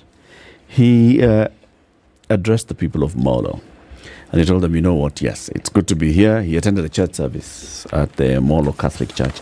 It's good to be here. And of course, just before the president speaks, Mengi anasemwa na wengine. Mengi amesemwa. And he said, yeah, Mengi amesemwa. And it's about the livelihood of the people of this particular town called Molo. And another one down here called Elbagon. And the things that have happened here over the last 8 years. You see, this town was at some point being driven by the timber industry. Timber industry, because we had people who would go into the forests, they harvest timber, they come here, they come and process the timber, whatever it's done. There are sawmills in the Yes. So all the way from sawmilling to treatment to and it was vibrant. It was. It was a vibrant industry here. And then those people who were dealing with the offcuts. That's also another secondary market and a vibrant industry on that as well. So people were working in the sawmills, people were working in the trade, people were working in the forest itself. And after the ban on logging was imposed, this town, all those industries just became nothing. Moribund. Moribund. Though even people who were trading in the sawdust, Yes. another huge industry by itself. And he said, you know what, just to quote him and not using his exact words, but what he was saying, he said, there was a minister then who alikuwa mjinga hiyo siku. Akaenda akafunga mambo yote ya mambo ya msitu. Sasa watu hapa wamekosa kazi, wanaumia. Miti huko kwa forest inaoza na zimekoma. Unaona hii ujinga iko hii Kenya. And that's why he said we are going to lift this ban on logging so that then people can get back into logging and we can utilize the trees that are mature in the forest and we can revive the local industry. I mean, it's a no-brainer. No-brainer And at the same time, we are planting 15 billion trees. And So in it's not fact, going you to be a people in problem. Nakuru County, you have targeted 650 million trees. And you know, Governor, you're going to do it. What's the problem? It's just what tulikuwa, people were just being silly in the other government, silly. And not thinking ahead. Now you see, we do so many things. Trees are rotting in the forest. You go, remove them, use them, livelihoods outside. And we're planting more, introducing new life into the forest. I mean, really, it shouldn't have been so difficult to figure out. And he said, because of all of these things, I'm quoting now directly from that story, he says that the government had imposed a tax on all imported timber products in its budget to encourage locally made products. This is why we have decided to open up the forest and harvest timber so that we can create jobs for our youth and open up businesses while we continue with our plans to plant 15 billion trees in 10 years. The multi-billion-dollar industry has been one of Kenya's best employers over the past 10 years, especially for uneducated youth in urban areas.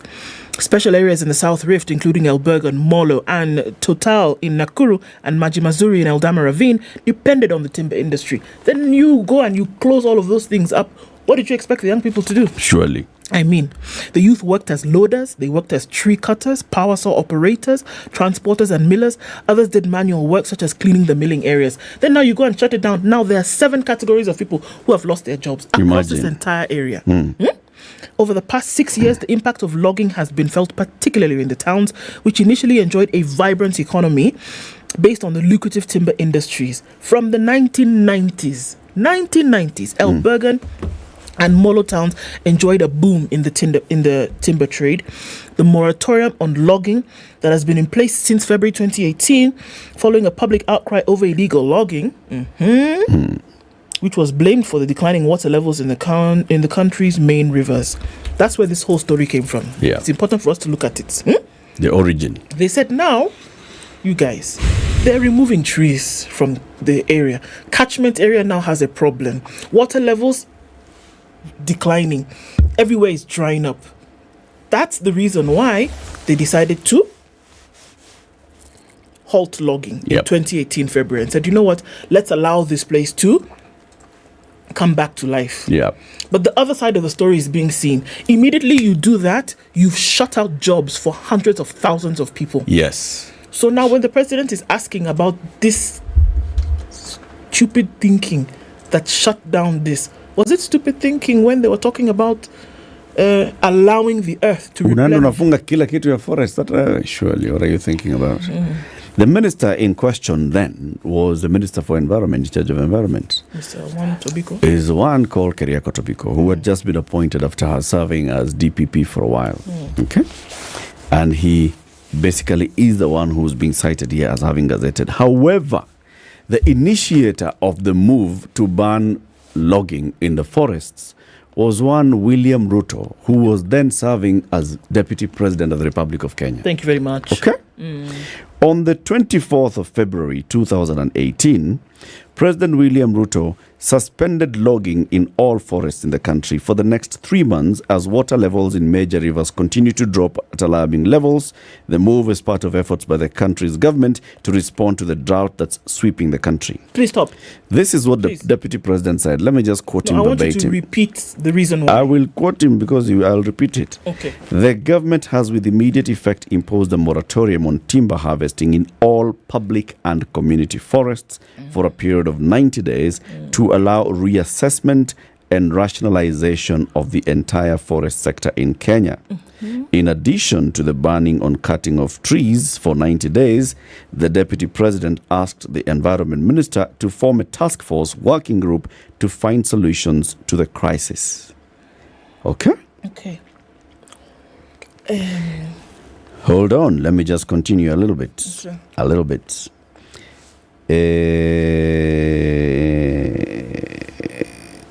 At that same, during that time, this was 3 days after the members of the National Assembly Environment and Natural Resources Committee appealed to the government to consider totally banning logging to save the water towers. So, Parliament had discussed this. A parliamentary committee in charge of environment and natural resources had taken in a lot of petitions from people. Many people had been quoted, not just in one part of the country, but in various parts of the country, along the Aberdare, Mount Kenya, in the Mau area, and the issue of logging had just become a big issue.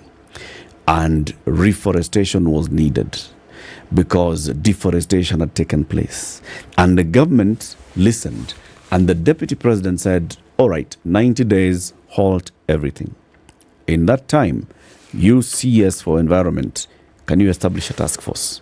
And that task force should do what? That task force should bring us a report on what we need to do to rationalize this. The CS goes and forms a task force.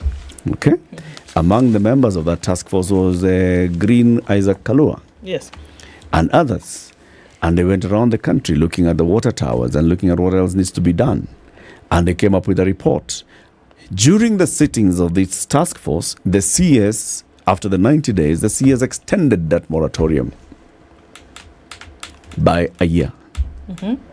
and extended it again by a year after receiving the report and saying now we implement the report. So hiyo ujinga yote ya hiyo mtu was an order that he received from his boss, the deputy president. So the person who was called out yesterday for having put on this ridiculous order to stop logging in this area was ordered to do just so by the person who was speaking yesterday. Who was calling him? Or was it somebody else? Yes, same person. Same. Okay, now, has the issue of deforestation or the issue of lowering water towers actually come to an end in this area? Possible. It's possible.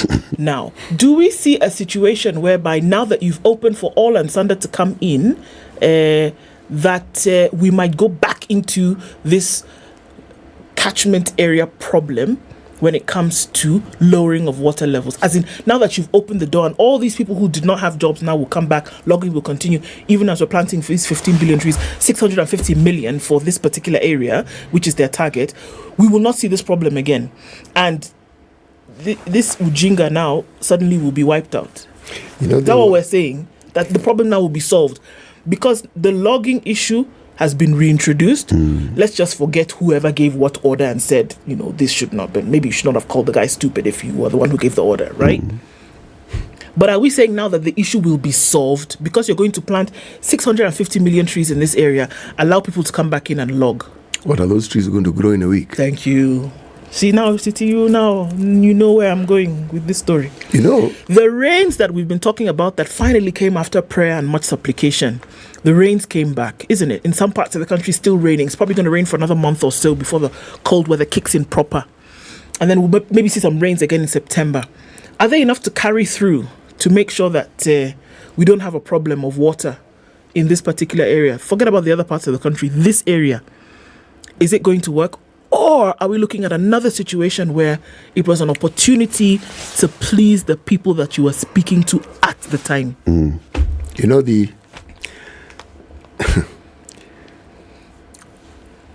At the time the statement was made, at the time the ban was put in place, remember, this followed an earlier situation when we had a handshake government between Kibaki and Raila Odinga. The same story of the water tower, same story of deforestation, same forest. I mean, this isn't a story that began yesterday, but of significance. Coming to the Jubilee government, there was an understanding that a committee would be formed. We always form committees, that would then be informing the government, first of all, do an audit and inform the government of our forest cover, so that we know how many trees we have, how many more we need. I'm going to take the view that this committee did its work, and that's why we want to plant the billions of trees we want to plant. Yes. But also, there was talk of a Kenya Water Tower Agency that was supposed to be anchored in the presidency. Now, I am not certain what that agency does. I'm not certain whether it is anchored in the presidency. And if it is, maybe it is from this view, because I can only assume that they are perhaps very well informed about these matters. And so when they say that the ban should be lifted, it is gleaming from the advice that they have given to the presidency that this decision has been made. Is it? This is did you start by saying, I can only assume? This is supposition. It's probable. Okay. Yes, it's probable that this is an informed decision. Okay. See, logging and fishing are very similar in this sense. The process of fishing in Lake Victoria has seasons, which are often not adhered to, but they are. And the reason is so that the fish can get time. They can repopulate. That's the general idea. Yes. That is, of course, if the water isn't being messed up by affluent and these other things. affluent, being driven directly into the lake. Okay. So, and then when it comes to fishing, there is a question of what sort of nets you use, because there's certain nets which even catch the small fish which haven't grown, which are not of any economic value, so to speak. So it's destructive. The rules, the laws are in place to ensure that these things happen.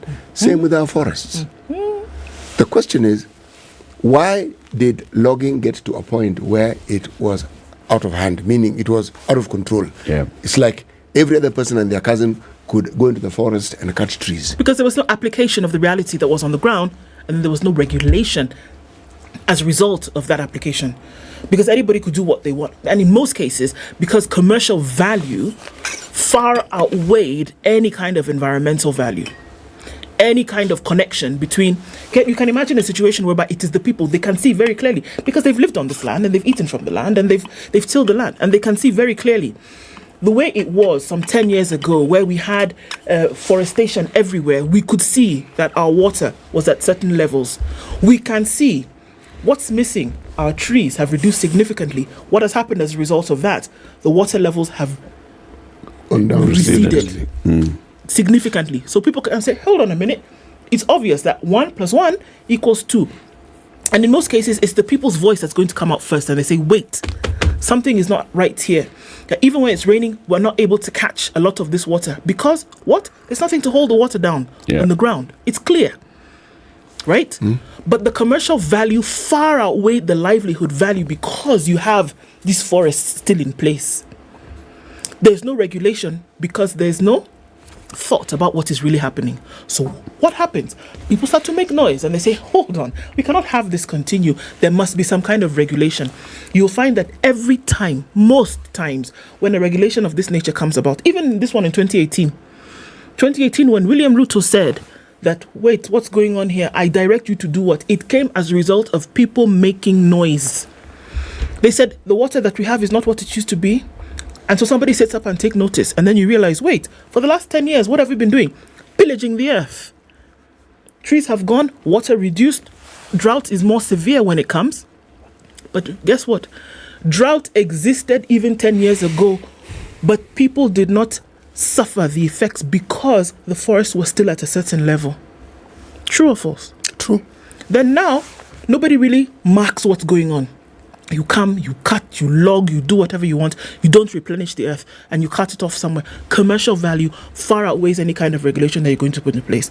But then your people say, wait a minute, this cannot go on anymore. Then now you put in regulation. But it only comes as a result of people making noise. So if people did not make noise, what is the likelihood that there will be some kind of regulation put in place? You know, we have an agency, Kenya Forest Services, whose job is actually, among others, guard the forest, guard our forest cover. Now, the question I want to pose is, do you think it is really possible for ordinary citizens to be involved in illegal logging without the nod of the agency that's supposed to protect the forest? Do you think it's actually possible? It hard small. It will be hard. It's like asking, do you really think that poaching can actually take place in extremely high numbers? It's difficult because the logging we're talking about is not one tree falling off, whatever. It's a significant number of trees being felled in rapid succession with regularity. So obviously, for that to happen, it's not like you're snipping your nails. There's some noise that's going to take place, and it's over time. So somebody's going to notice that you're there. You know, I want to believe that what the president said yesterday was not said in isolation. There are conversations that have taken place. There are briefs that the president has received, has seen. All those institutions that we're talking about, the Kenya Forest Service, the Kenya Water Towers Agency, the Kenya Forestry Research Institute, all of them plus others, and the Ministry of Environment itself, they look at the forest cover.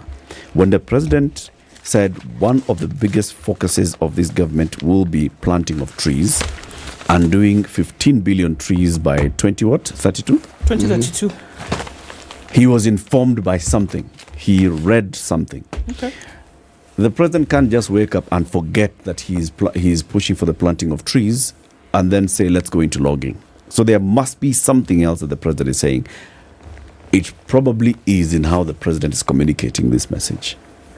Because just like you said, fishing and logging, same, right? So you allow, first of all, you stop this, you organize, and then you can allow controlled fishing. Because having all those trees in those forests for the next 15 years and not a single logging takes place, then also, it doesn't. No, it doesn't quite work like there that. There must be logging that will take place in this forest. It's the how.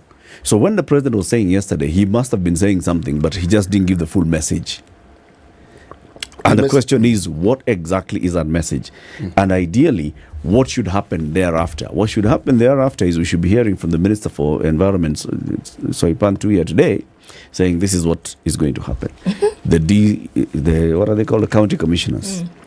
You're going to work with the Kenya Forest Service, the Kenya Water Towers Agency, blah, blah, blah, blah, and come up with the modalities. And this is who is going to be allowed to log, and this is how much can be logged. And these are the only forests that can be logged because of this, and the other. We have got sufficient trees. And it shall only take place for the next 6 months, after which close. And it's only, if all those things are said, then you can all sit back and say, okay, yeah. So we can see the logging is taking place there. We are planting trees here. But the president didn't put it that way. So it sounds like he's just said, hey, now that I'm here in Molo, go ahead. Ingia forest. It would be great if there was that kind of concert. It would be great if there was that kind of concert between the things that you've just said, to know that in this particular forest, we don't have this kind of whatever. We know that our cover at the moment looks like this. And we know that with this 15 billion trees, we'd be able to reach the United Nations suggestion of at least 10% forest cover. We would be able to do what and what. We're talking about fishing. Okay, look at Japan, for example, when they talk about, number one, their whale fishing and their tuna fishing. Same thing that you're saying. We know very well that in particular parts of the year, in the warmer months, that's when your tuna will go and they will repopulate. And at some point, the rivers and the lakes are teeming with tuna. So they say, it's at this point, we're going to open it. You guys go, fish, go. Right? At the times when the months are leaner, when they're not going to be laying, that's when we say, you know what? No fishing. No fishing. And they know where they go. They know where these fish migrate to. The whales as well, because we know you're going to whale for your blubber and all of these things. So they say it's at this point when these things are reproducing, they're giving birth like this. Please go ahead, fish as much as you like. After that, like this. After that, close the thing, no whaling. In fact, get so serious. We find people whaling, you can actually be arrested and convicted. Not can. Of an offense. Not can. Okay? Will. But they've taken it so seriously that they know the areas, they know where, they know who. You even have to have this kind of licenses kind of thing. It would be nice if it was happening in concert like that, which, by the way, is not difficult to do. It's not difficult. It probably is what the president initiated yesterday. Okay, but did anybody else know? But you see, that's the problem. Probably the president was aware that this was going to happen, all right? But then he goes to Molo and the people talk about it and he has got to respond to it. Now, his response and the way he words it, he could have probably have said that, yes, I am aware.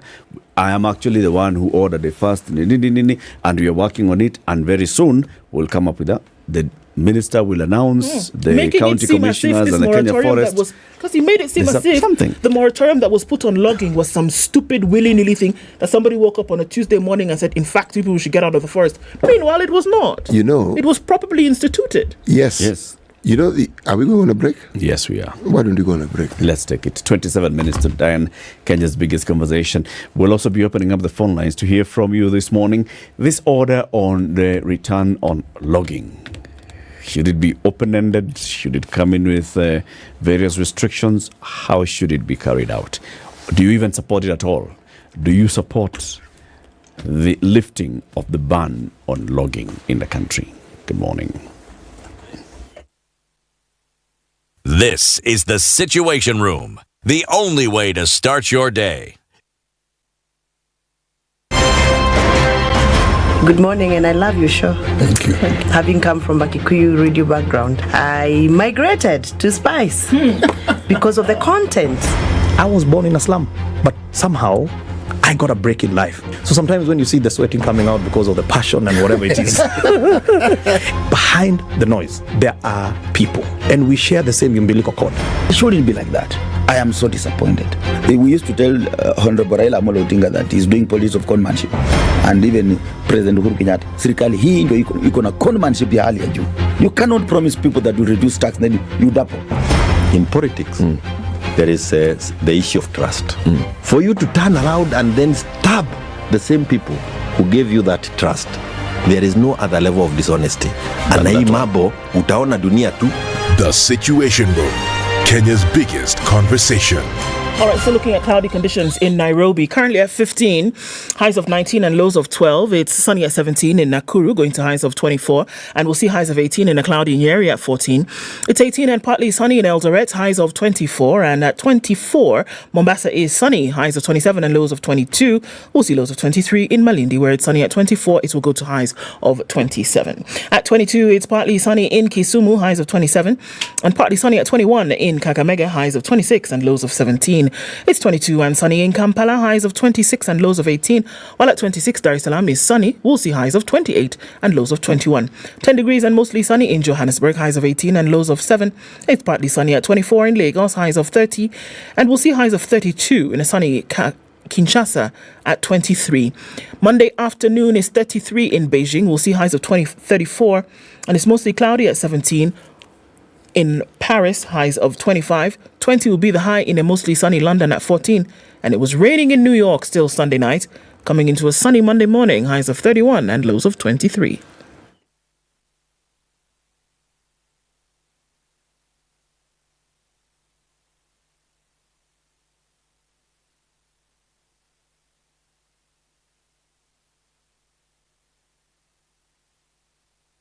Okay, it's looking a little bit better coming off Thika Superhighway as well as Kiambu Road this morning, but you're going to get heavy traffic as you come on just off the Pangani underpass out towards Murang'a Road. Still very, very heavy on Haile Selassie going towards the Kamkunji Junction. And we have traffic coming on Jogo Road, still heavy on Landis. Lusaka Road is taking off some of that. We're likely to see that for some time now until that is totally cleared.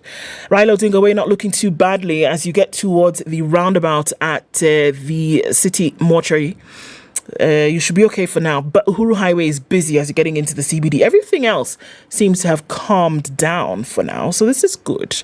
We'll see outer ring still pile up a little bit here and there, but it's manageable. Out of traffic a little bit later than usual this Monday morning. Talk to us through the morning on Spice FM KE on Twitter.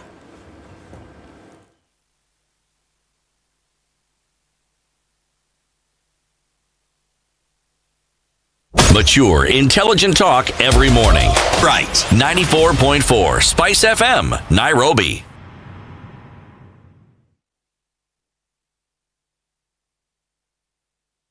Mature, intelligent talk every morning. Spice up yourself. All right,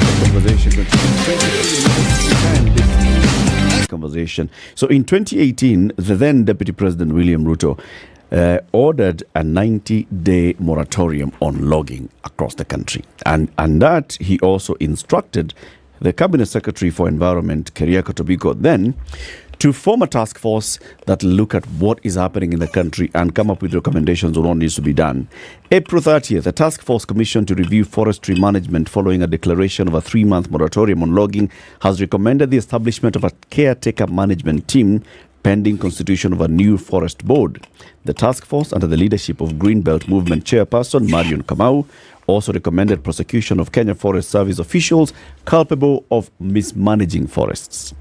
This is what Ms. Kamau said. We recommend immediate commencement of investigations and possible prosecution of all criminal-related activities that touch on former KFS board members and staff implicated in malpractices, she said when she led members of the task force in handing over their report to the Environment and Forestry CS, Keriako Tobiko. Alongside the report, the task force also presented an envelope containing a list of individuals believed to be key beneficiaries of illegal logging activities. This is in 2018. It was not immediately clear then whether 16 KFS officials who had recently been suspended were part of the list in the sealed envelope whose details remain confidential. In a raft of recommendations, which were 15, the task force also called for the review of forest zoning to establish a core conservation zone to be surrounded by a multiple user buffer zone, the width of which should not exceed 500 meters. In the remarks after receiving the report, Tobiko, the CS, assured the task force of the ministry's commitment to implement the report and bring to book those named in that report. This is what Keriako Tobiko said, and is quoted verbatim.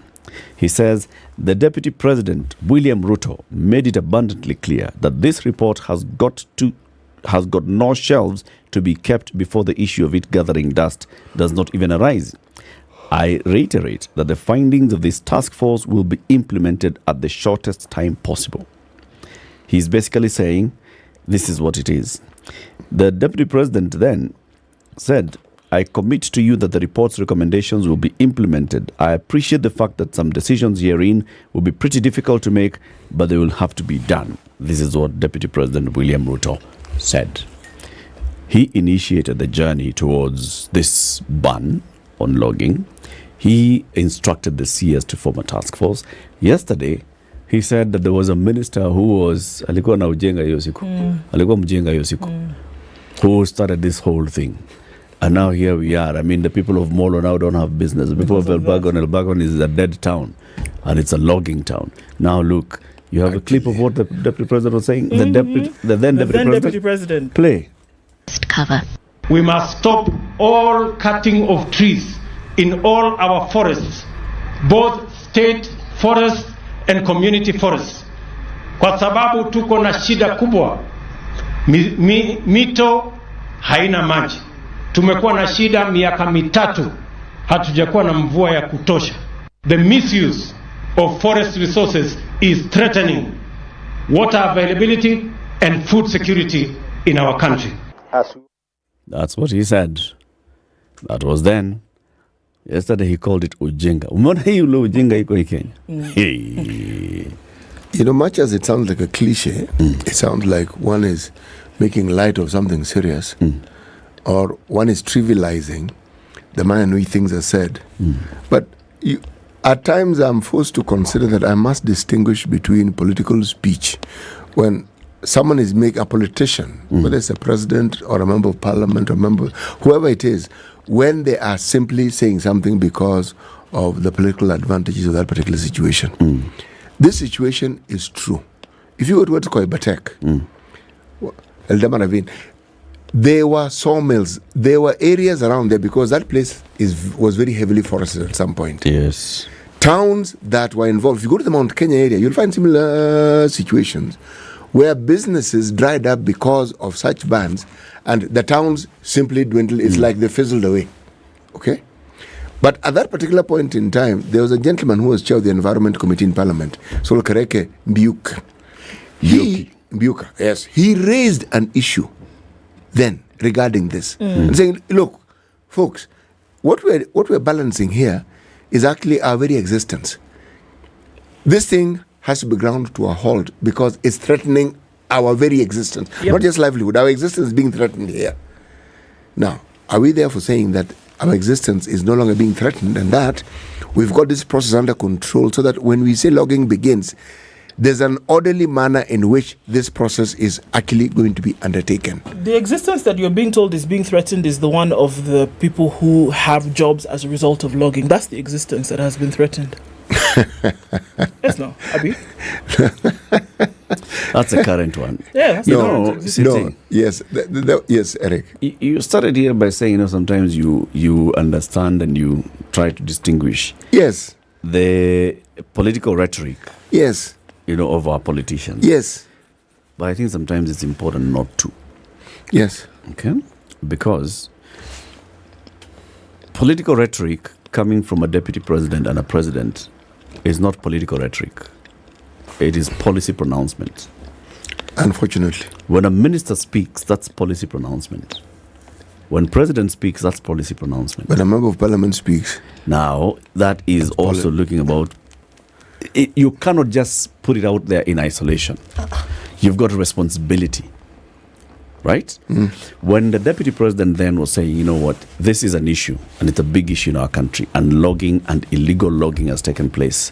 And it was proved to be true by the task force that was chaired by none other than the Green Belt Movement chairperson and other people, right, who are in that, including Kina Kalua. And they went around the country and they found, yes, there's illegal logging, and this is actually being perpetrated by the people who are paid to conserve forests. Officials of the Kenya Forest Service are involved in not logging, illegal logging, where logging is taking place beyond what has been prescribed, where logging is taking place in a bad way. So he was proven right then. and they were given a report. I don't recall an issue where the DPP actually took KFS people to court because of criminal negligence of their work. The names in the envelope, were they I don't know. known? I don't know. I don't recall. Maybe there's something that happened. I just don't recall. Okay? So there was something that was to take place. Now, the reason why it took on, it went beyond 1 year, this moratorium to 2 years to 3 years to like there's no action being taken, is a question that ought to be asked. What was it that Keriako Tobiko then did with the report that he received? What did they come up with in terms of policy going forward on forests? If that is what Ruto is calling Ujinga, okay, but he cannot just distance himself from a decision that was taken in 2018.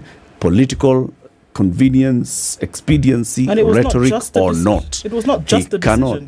It was not just a decision. It wasn't. It was pioneered by he himself. Yes. He can't distance himself from it. He can't especially use the words that he was using to say, you know what, ilikuwa ujinga hiyo time. Okay, but accept. You're stuck by saying tulikuwa wajinga, if there was ujinga. And then go on and say, now, this is what we're going to do. To avoid a return of where we were in 2018 when we were instituting this ban, this is what we are going to do. He said yesterday, part of it was tutafanya na plan. He didn't say what the plan is. You've got a clip of him yesterday in church. Ednah, do like that. Press play.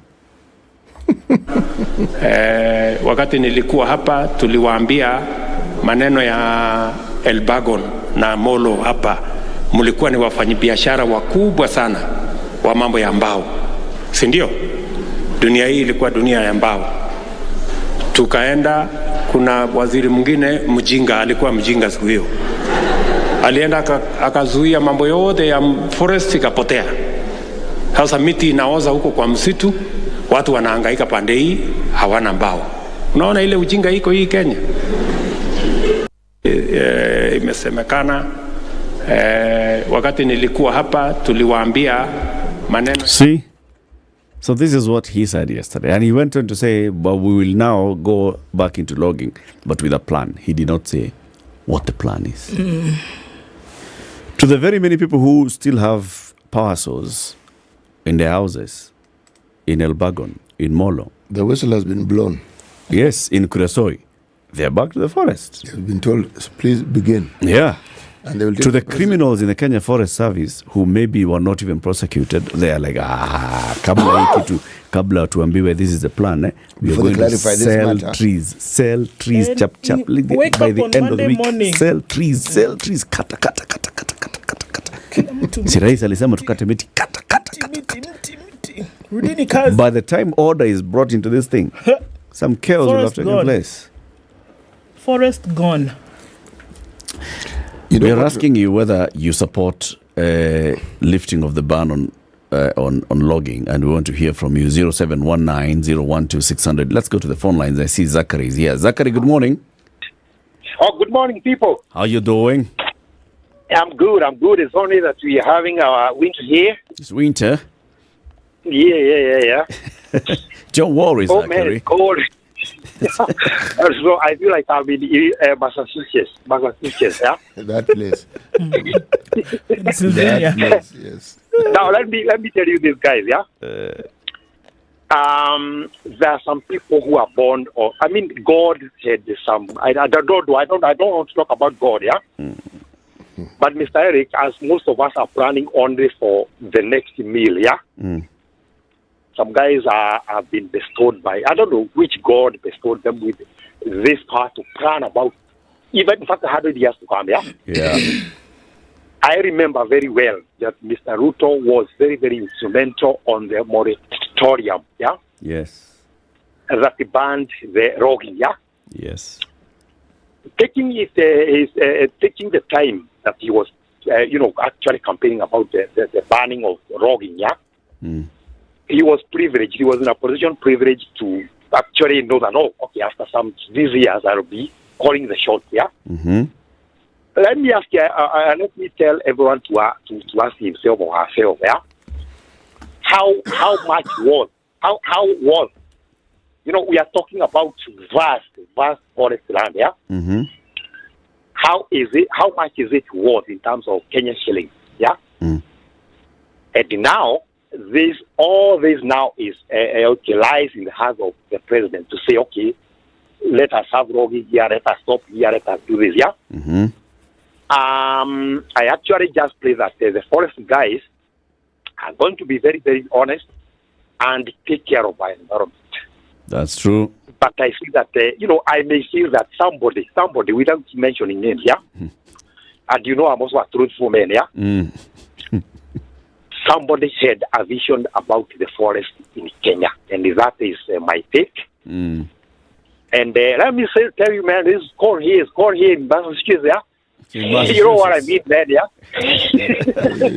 But enjoy the cold in Massachusetts, so don't worry. Don't try, Yagara. Don't try, Yagara, yeah? Thank you, Zachary. Have a good day.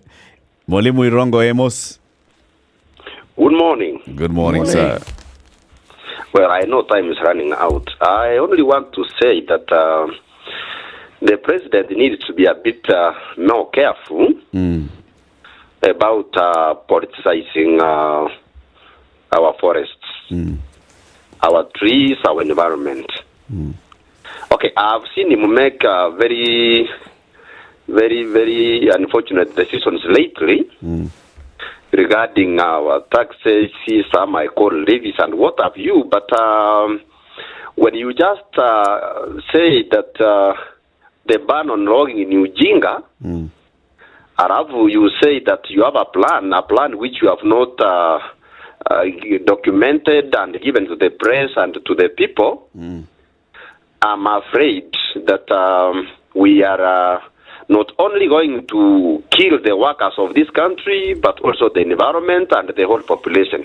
You see, Eric, I'm almost thinking that there is and there are people within government who are going to benefit regardless of what the environment, what becomes of the environment. The president should be told that we have people who are watching, and maybe one of these days, people will come out and resist these things. We cannot treat our environment with, we have a plan which has not been given to us. Have a good day, gentlemen. Asante, and one lady.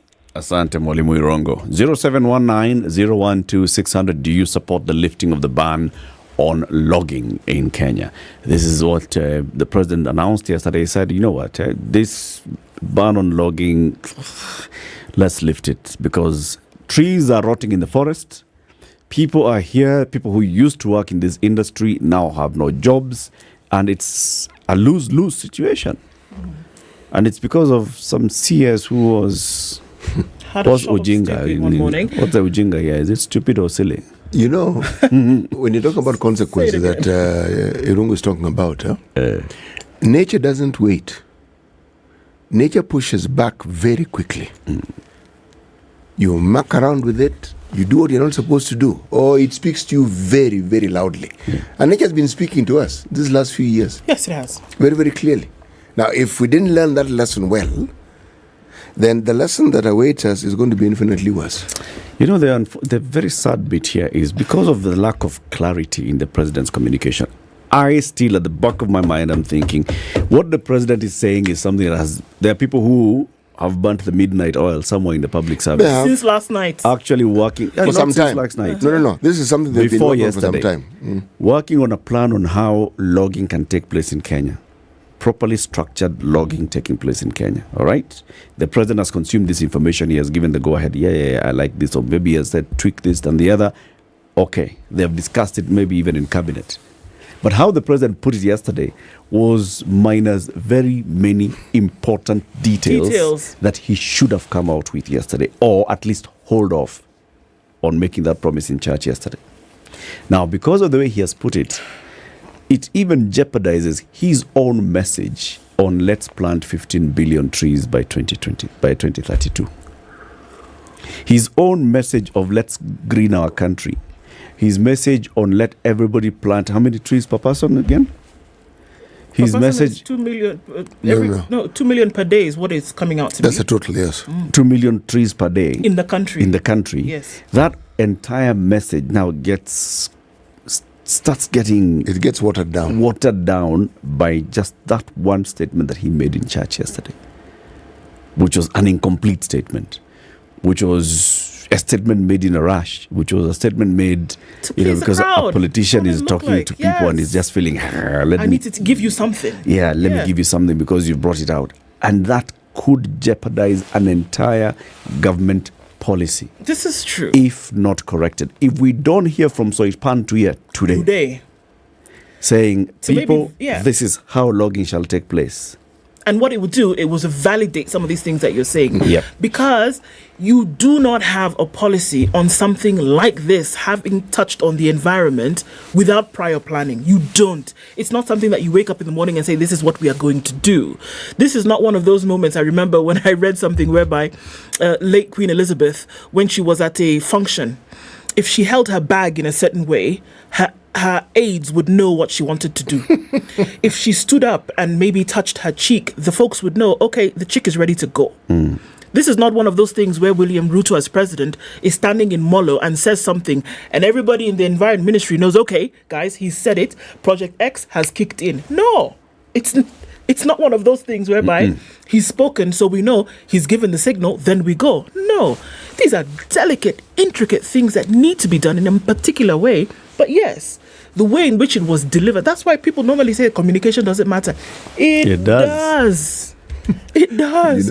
Because you either water down or you build up something that you've been in the planning for. And guess what? These plans that we're talking about now were probably talked about and in place before he became president. Yep. When you talk to handlers of high-ranking political officials in the country, I've spoken to some, and one of the things that you hear repeatedly is that what we told the leader to say and what we wrote down and what he said are completely different. And when we asked him, did we not agree that this is what you're going to say? And this is the message. Yes, and he says, I was going to say that, but then I was overtaken the crowd. I looked at the menu and I decided. So now they have to go back now again. You go and manage the people. Now you go and manage the people. That's why Tula will speak today. If she doesn't, then we might have a problem. No, we already have a problem. There are people. The words today, had barely. There are people cutting trees. What do you mean today? Yesterday. There were people yesterday who started sharpening their tools and said, sharpening. Because we're do ready you to know go. that There's you like can a cut forest guard somewhere who has already pocketed cash? Yes. Do you know you can cut forests at night? Just so that you understand. So it's not as though they're waiting. They would be aware that clarification will come on board. So before it does, riding on what was said, let's make hay. Well, the sun shines. Or even the moon is shining. But let's make hay. In this case, let's make sawdust. Because Nani has already polished off his signs of Nani and Sons coming again to start operating today. Yes. That's what we're talking about. Yes. And was that the plan of the... Let's just take the ministry alone. Let's not even talk about KFS. Let's not talk about all these other guys. Ministry alone, does that do something to their plans? Absolutely, it does. Among the very many conversations that I saw on social media yesterday was one where, we were talking about the uptake of the president's message on planting 15 billion trees. Government ministers, PSAs, heads of state departments, ministries and agencies have basically taken this up and running. They've gone to plant trees. Even the First Lady has led on the move to plant trees. In fact, the First Lady has even gone to the only rainforest in Kenya, the Kakamega rainforest, and adopted some acres. All right? Now that's where the question comes in. So the First Lady adopts some acres of some forest. And then we open the ban on logging. Ting, ting, ting, ting. When such conversations get to that level, you are like, okay. It's because Kenyans are used to seeing things in dotted lines and straight lines. And when they start connecting, okay, so the First Lady has adopted a forest. And now the president says we can log. What exactly are we what? It's unfortunate. Yeah. Again, the president, I know his handlers try very hard to try and put it, but the president needs to realize you don't say some things in some ways. You don't put promises packaged in some ways. It has an impact. Thank you for tuning in to the Situation Room today. Yes, Lynn Mengich, the chair of the SRC, says she will be coming soon. She apologizes for not making it today, but keep it here for more. Good morning, it's 10 a.m. Have a lovely day.